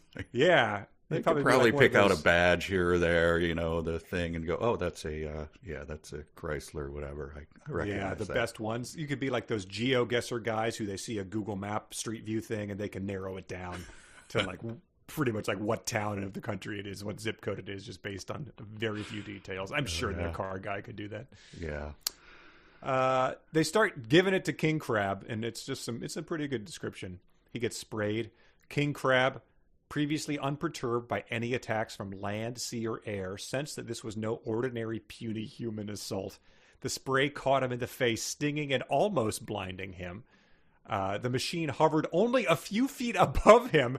His pincers waved wildly. It was almost as if there was something personal in the way he was being attacked. Even he sensed that. He squatted down, all his instincts telling him to withdraw into his shell. Yet he knew he would be finished if he did. They had to return to the ocean bed as quickly as possible. So this is like the helicopter is just like at ground level, essentially blasting him in the face like a super soaker. It's quite a funny image. And he's like going clickety click click click click, and he can't reach the knock it off the chopper. He's going. He's like scooping it out of his mouth. Gross. But he had the instinct to withdraw into his shell. Mm-hmm. How was he going to do that again? He's a full exoskeleton, right? He's cunning, Mike. Yeah, he's very cunning. Turtle powers come along with the cunning. And this is referred to as the most bizarre retreat in the history of warfare. Wow. So let's run them down, shall we? Sure, I've got a whole list. Gallipoli, Dunkirk. Where's the one where they whipped the Hellespont? That's part of it. That was pretty bizarre. George Washington's retreat to Manhattan, right? Okay. In the middle of the night. Was pretty bizarre, wasn't it? Is that where he crossed the Delaware? No, 9,000 men when they retreated they were trapped. They went into Manhattan, I believe. Anyway, bizarre, that would have been bizarre too, but this is the most bizarre retreat in the history of warfare. And then here's where we get King Crab sort of becomes he achieves full Guy N. Smith hyperbole. With a supreme effort, King Crab turned back and shambled amongst his demoralized followers. So he's doing sort of his Starship Troopers, come on, you apes, do you want to live forever? Viciously, his pincers struck out, striking shell after shell, so he's whopping him on the noggin like a Three Stooge. The crabs were that is the singular version of Three Stooges. It's like a district's attorney. The crabs were shaken out of their lethargy. Like robots, they followed in the wake of the one whom they believed to be the supreme being. So King Crab, not only is he the most cunning warfare leader that's ever existed, he is a literal god to the crabs. Which came as a surprise to me, but I thought that was pretty incredible. Well, I mean, to keep that kind of reign going like that, you do, right? You have to, the king is in direct lineage. He's chosen by the gods, I guess, right? Yeah, and I guess probably that's what they thought about Genghis Khan and some other leaders with a cult of personality around them. So, right, there was no enlightenment among the crabs yet, so they really hadn't had that idea of shared leadership. But was he down there providing answers to spiritual questions at night when they were in the thing? Was he weighing in on why there is something instead of nothing, or what their purpose was? Like, I mean, maybe he was just like Petty Annie, like he carved a swastika in his head at one point, and I suppose it doesn't have to be those deeper questions. It could just be like, get out there and kill the pigs. A little more Spawn Ranchy and a little less Alexander the Grady, I'm guessing, but who knows? That makes a lot more sense. So yeah, that's they followed their supreme being into the most bizarre retreat in the history of warfare. And then you sort of get they're in the helicopter, and you get his I think he's like Willem Dafoe in Platoon at this point in time. I do think that the thing it's almost blinded him. They're like, give him everything you got. The helicopter went lower, paraquat gushing from the spray. The sandy-colored monster crab became covered in foam. He rolled over, righted himself again. So he's, Samuel Barber is playing, and he's looking up at the sky. A claw was raised, a gesture of defiance, an expression of unbelievable malignance. Adagio for strings was blaring out of the helicopter speaker. Farm supply guy tries to change it to put the boot up your ass by Toby Keith. He gets his hand slapped away from the thing. Sorry. But I'm listening to my stuff as we fly back. That's part of the deal. Right. He might be thwarted, but refused to concede. He moved, scarcely able to drag himself down to the edge of the lapping water. Then he was gone with scarcely a ripple to show that he had ever been. So I just imagined him pulling himself with one claw back into the water until he finally disappears. That's it, though, right? He does the gesture of defiance and unbelievable malignance, and then he's gone. And then they're talking about it, and he says, well, the old Grizz, Coffee and Cigarette, says, seems Paraquat was the answer. So again, getting ahead of themselves here. The stuff isn't an instant killer. They didn't find any corpses. So how do you wave that away? Well, Cliff's got the answer. You've heard of the legendary elephant's burial ground in Africa. People have been searching for it for centuries, blah, blah, blah, blah, blah. Maybe they've gone back there to die. I mean, I've been right about everything else, right? Let's just, keep your pecker up, as they say in England, and just hope that they all died. And he actually says, I sincerely hope so. Yeah. We certainly don't want a second crab war. So you're really doing this. You're doing the just assume once again that this is the case, because this is the third, fourth, fifth time that you've done that assumption and it hasn't paid off yet. But you've invoked now the legendary secret elephant burial ground, which I know about from Far Side cartoons. I guess it was a bit more contemporary. I looked it up. Completely fictional, of course. The idea was introduced by a Alan Quatermain adventure in 1916, who Sean Connery played in the League of Extraordinary Gentlemen. That makes sense. One great literary figure referencing another one there. Is it true that they've never come across an dead elephant in the bush? No, it is. That can't be true. They said right? they come across them all the time, just as okay. Because I figured it's not. They're not like Bigfoot, right? Where there's Aha! There's a reason you never find a Bigfoot corpse. Right. Yeah, no, it was. I think some guy. I think that's like a Richard Terry kind of thing. Like no one's ever found an elephant. They're like, not true. There's one right here. Like maybe they get scattered by the other predators, but there's a skull. That's a dead elephant. I believe, by the way, that I did. I believe I poo-pooed the idea of quicksand, and I think someone told me I was wrong about that. Oh, really? That there is quicksand, and especially in Wales. Wales is like the capital of quicksand. Wow. So, sorry everyone. I've just never been caught in it. I've only seen it in movies. So forgive me. Wow. Well, that's an act at the Art Hog Fringe Festival. Is I will literally drown myself in quicksand. Yeah. Then my ashes will be made into a double IPA. That's the way I want to go. Brew it out of my beard yeast, man. God, that was a grim time to be alive. That really happened in the late aughts, people. It really did. Greasedale said, I'd have preferred to see them all lying dead in the roadway, but it was not to be. I don't know why he would prefer that. It seems like it would be probably the stench would be the one thing that would keep these vacationers away. That might be where they draw the line. Where's that? Isn't there an island where the crabs all at one time move from one side of the island to the other? Yeah, is it Christmas Island? Is it that? I think it is. It is. And are they like coconut crabs or something? They're little red ones, I think. Okay. Coconut crabs are the big giant ones that like crawl up trees and stuff. Yeah, they're the closest thing to real life to these king crabs, I think. Yeah.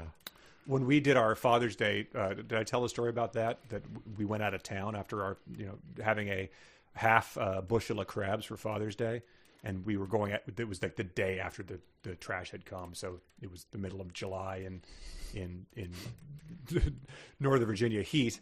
And we're like, so our neighbors had to be like, we need you to put the trash out for us, otherwise we'll all have to move if it doesn't happen. Yes. But I was like, when you take it out, like let one of your kids go up there and ask them to smell it and see if you can get a reaction for that. And our neighbor did that, and his daughter, who's probably in fourth grade, he was like, go smell their trash, and she's like, why? And she knows that he's filming her. He's like, Connor asked you to, and she just sort of looks back at the camera, and she's like, is he going to jump out of there or something? I was like, I'm glad that's now where these neighbors think that I'm at, is that I've been sitting in a trash can for several minutes to pull a prank on them where I'm going to leap out of it and scare them on a 90-degree July day. I'm glad that's what you think of me, is that I'm the type of person that would do that. I just want you to smell rotted crab. Come on. I'm the hero here. And then, so after Grizzadale says he doesn't want a second crab war, he says, I'd better get going. Grizzadale said tactfully. He looked at his watch. Gotta be on the road early. Flying back to Belgium again tomorrow evening. It's a big, important meeting I've got there with some notable people. We'll be discussing matters, way more important matters than the crab war. Pat and what they are. He and Pat immediately like, I'm going to the bathroom. Yeah, I'm gonna see if I can get a. Okay. So yeah, I'll just take off because again, flying to Belgium. Going to be meeting with Nobel Prize winners. Don't have to tell you it's the Nobel Peace Prize. Well, I shouldn't have said that. I'm sorry. Wow, weird. My life is so weird now. I'm like hanging out with all these. Yeah. Big wigs in Belgium. Isn't that weird? And then it says, I wonder that the next morning they're hanging out, just him and Pat, where they met. I wonder, Pat mused, I wonder what lies out there deep down on the seabed. Cliff dropped his left hand onto her thigh and squeezed it gently. Perhaps it's better not to know, he replied. Secrets of the deeps are better left undisturbed. The end. The crabs, how did they get that big? Shh, the end. Hey, no, that's... Did it have anything to do with the secret airplanes that fly? Pat, please. Go take a nap, darling. Amuse yourself. Packing my pipe, yes. For half an hour. That's for the important men to discuss in Belgium. Can't know what's going on there, but... by the way, as he leaves, old Grizz says they invite him to the wedding, I think. Oh, right. And he says, I won't miss that. He laughed. So long as there are no crab sandwiches at the reception afterwards. Hold for laugh. Oh, I'm not hearing any laugh? Okay. Yeah. A bunch of people died. Oh, right. Yeah. Inappropriate. Colonel Good, he'll be awarded the posthumous Medal of Honor because he shot 6 shots and then threw his gun and died in the fire. Yeah, I got to go meet with his wife. Hey, guys, before I leave, who's this? An 8-year-old girl. Anyway, I should probably get going. Yeah. Who am I? I just drank Polyquat.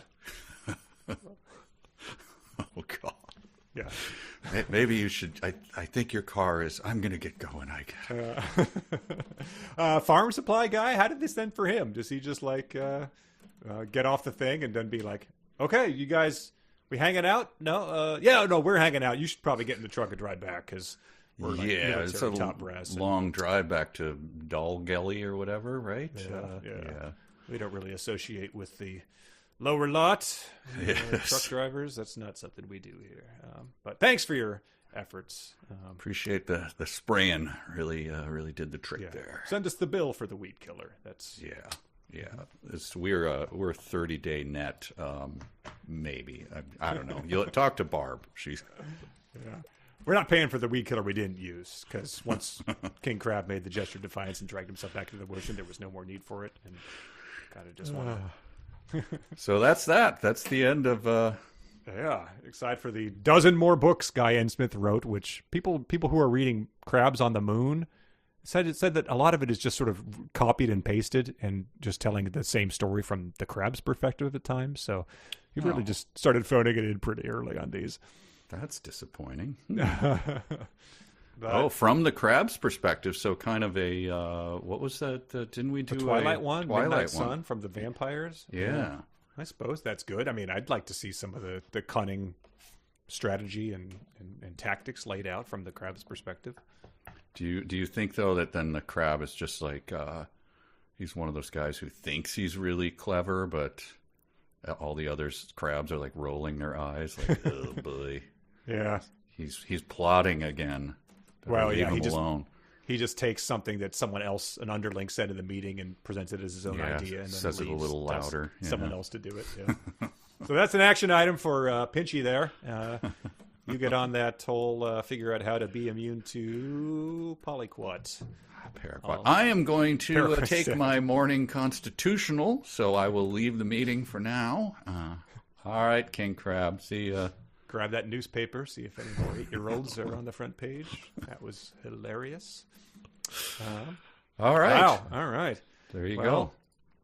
Guy N. Smith, certainly not the worst book we've read on here, but not, he had a bag of tricks, I would say, and knew what to do with it. Yeah, this is just recycled. I mean, it is funny that obviously just copying Jaws, but doing it with crabs, and then like not doing it with very much care at all. Like, again, the bragging about like, I really banged this stuff out. Like, yeah, it very, very much shows. We weren't fooled. Like, if you heard that, F. Scott Fitzgerald, like, he wrote it all in one long night, you'd be like, that's amazing. Because incredible. That prose is incredible. It seems like so tightly, like, wow, every sentence is like something. Possible proof of divine intervention to make that possible. Like, right. So, but no, I just banged this stuff out. Yep. Great. That tracks with what I thought, yes. I think I'd put it in. I mean, but the bar is the other books, the other miniature books that Anne made in the dollhouse trash can. So, in terms of being entertaining, I'd put it in the top half, certainly, of what we've read. Yeah, I'll say for sure. Not as crazy and not as inspired as some of the more insane dreck we've read, but definitely more readable than some of the either more boring or too long or overwritten or nerdy. Yeah, not as intricate as say a Sonny Hikari and Bennett Sands. Bennett Sands. Not as intricate as that. Not as twisted a worldview as a Dwight David Thrash or Caleb's Dream, and just not as fun in a grandpa, you had no business writing this as a trucking through time or anything like that. Right. And Larry and Denise, I'd have to put it below those books too. True, for sure. Yeah.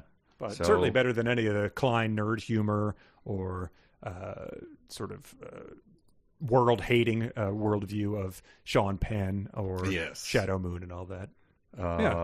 Yeah, more enjoyable than certainly more enjoyable than Shadow Moon. The Twilight one, more enjoyable to read. That was a slog to read. Yeah, that was possibly the heaviest book we've ever covered on the podcast. Model Land, I was not. Some people like Model Land more than I liked it. I did not like Model Land at all. Model Land had one of those sort of twisted worldviews where it was just impressive that it got published, which is mostly because of the author's vanity project, but it sure wasn't like anything else I'd read. And it was originally way longer, didn't we discover that? Yeah, it did 400 pages to cut out of it. Wow. Well, so I'll put this in the top half and maybe the top third of books we've read on the podcast. But I don't think I want to read any more of them. Maybe something other not in the Crab series, but I think a little of this, we're pretty sure I understand where the rest of his books are going. The same story from Pat's point of view. Let me just put that out there. There's one scene I'd like to have been privy to. I'll tell you that. Let's do some emails. I think we have a little time. Placeholder for song that Mike will record at some future date. Thank you in advance. Good day. All right. These are emails written by some of our beloved Patreon jackals over at patreon.com/372 pages, where they're the first to know about what's coming next. And they are also privy to all sorts of bonus stuff like the 280 Mysteries Encyclopedia Brown we did with Jackson Crawford, which was quite entertaining last week. That was fun. Yeah. And I feel like you've been on a heater solving those as well. It has been. It's been good. Real or fanfic heater, Encyclopedia Brown heater. So well done. Yeah. Here is an email from Hayden who points out that the Guy N. Smith Short Film Challenge 2025 is coming to the Knighton Community Centre in Powys, Wales, September 7th. They want you to... The time has come to push boundaries, twist minds, and shatter reality. The bell has rung, the gauntlet is thrown, and the hourglass is already in pieces. It's time to get dirty, dig deep, and bring the nightmarish world of Guy N. Smith to life. Create a short film based on one of Guy N. Smith's stories with a treasure trove of pulpy horror to choose from. You won't be short on inspiration. And it says, what's in it for you? Your film will be screened at the Guy N. Smith fan convention at the Knighton Community Center. We're paying in exposure. Yes, exactly. So if anyone is out there, I'm sure that would be a elite company to be amongst if you have the means to bring some of this to life. I mean, maybe just they would appreciate it if you dug really deep on one of the characters from this book, like Bartholomew or the farm supply guy. That could be an interesting way to try to do that. 24 hours in the life of Bartholomew. That would really get you some cred, I think. Yeah, nice. We have one from Peter, who pointed out that this script for Night of the Crabs, Guy N. Smith sold the rights to it, and it ended up as a Doctor Who episode. What? Doctor Who's Greatest Adventure. It says unproduced, maybe theatrical film, so I don't know if that means it was just bought and lives on in Doctor Who lore. I didn't pay too much close attention to this, but it says the script written by Edward and Valerie Abraham was actually a reworking of a Guy N. Smith's Night of the Crabs. A producer bought the rights to it the next year with interest from a Oscar-nominated director, Michael Anderson. And by 2 years later, it was since retitled King Crab, was shopped around to production companies. And then by 1984, someone got the idea to adapt it into a Doctor Who adventure following his previous work on some of the 1960s Dalek films. And the plot of it is the doctors discover the body of a woman on a beach mauled in an attack. That sounds a little unlike a Doctor Who episode, doesn't it? Yeah, it does. And then there's two Doctor Who's who are meeting up. Once they're arrested for trespassing, they get off lightly by pretending to be marine biologists. Oh. Eventually, they find themselves having to defend the base from a race of giant intelligent crabs who attack the humans. Some of the survivors, including Colonel Good, Lieutenant Parker, and the research leader, William Greasedale, team up with the doctors, although the older doctor goes by the moniker of Dr. Grugra to avoid confusion. So maybe it's out there somewhere, like the Day the Clown Cried or something. The Doctor Who's fighting the giant crabs. Wow. You'll recall we did a Doctor Who movie for Riff Tracks, a live riff. And so I, along with my cohort, visited Wales and went to the Doctor Who Museum in Cardiff, Wales. And then went to the headquarters and met the keepers of the lore of Doctor Who. Like, had an actual meeting with the guy who had, like, the Bible of Doctor Who. Right. It was bizarre. And you, I mean, not a Doctor Who fan, probably didn't have a lot to talk to him about. But if you had been able to whip this out and be like, hey, one of these other two aren't around. Do you mind if I get a look at the vault and seeing that Night of the Crabs episode where Grugra has to talk to Greasedale? And he would have been like, oh, like, I've been waiting my whole life for someone to expound upon that for an hour or two. Wow, I didn't realize it was in Wales, though.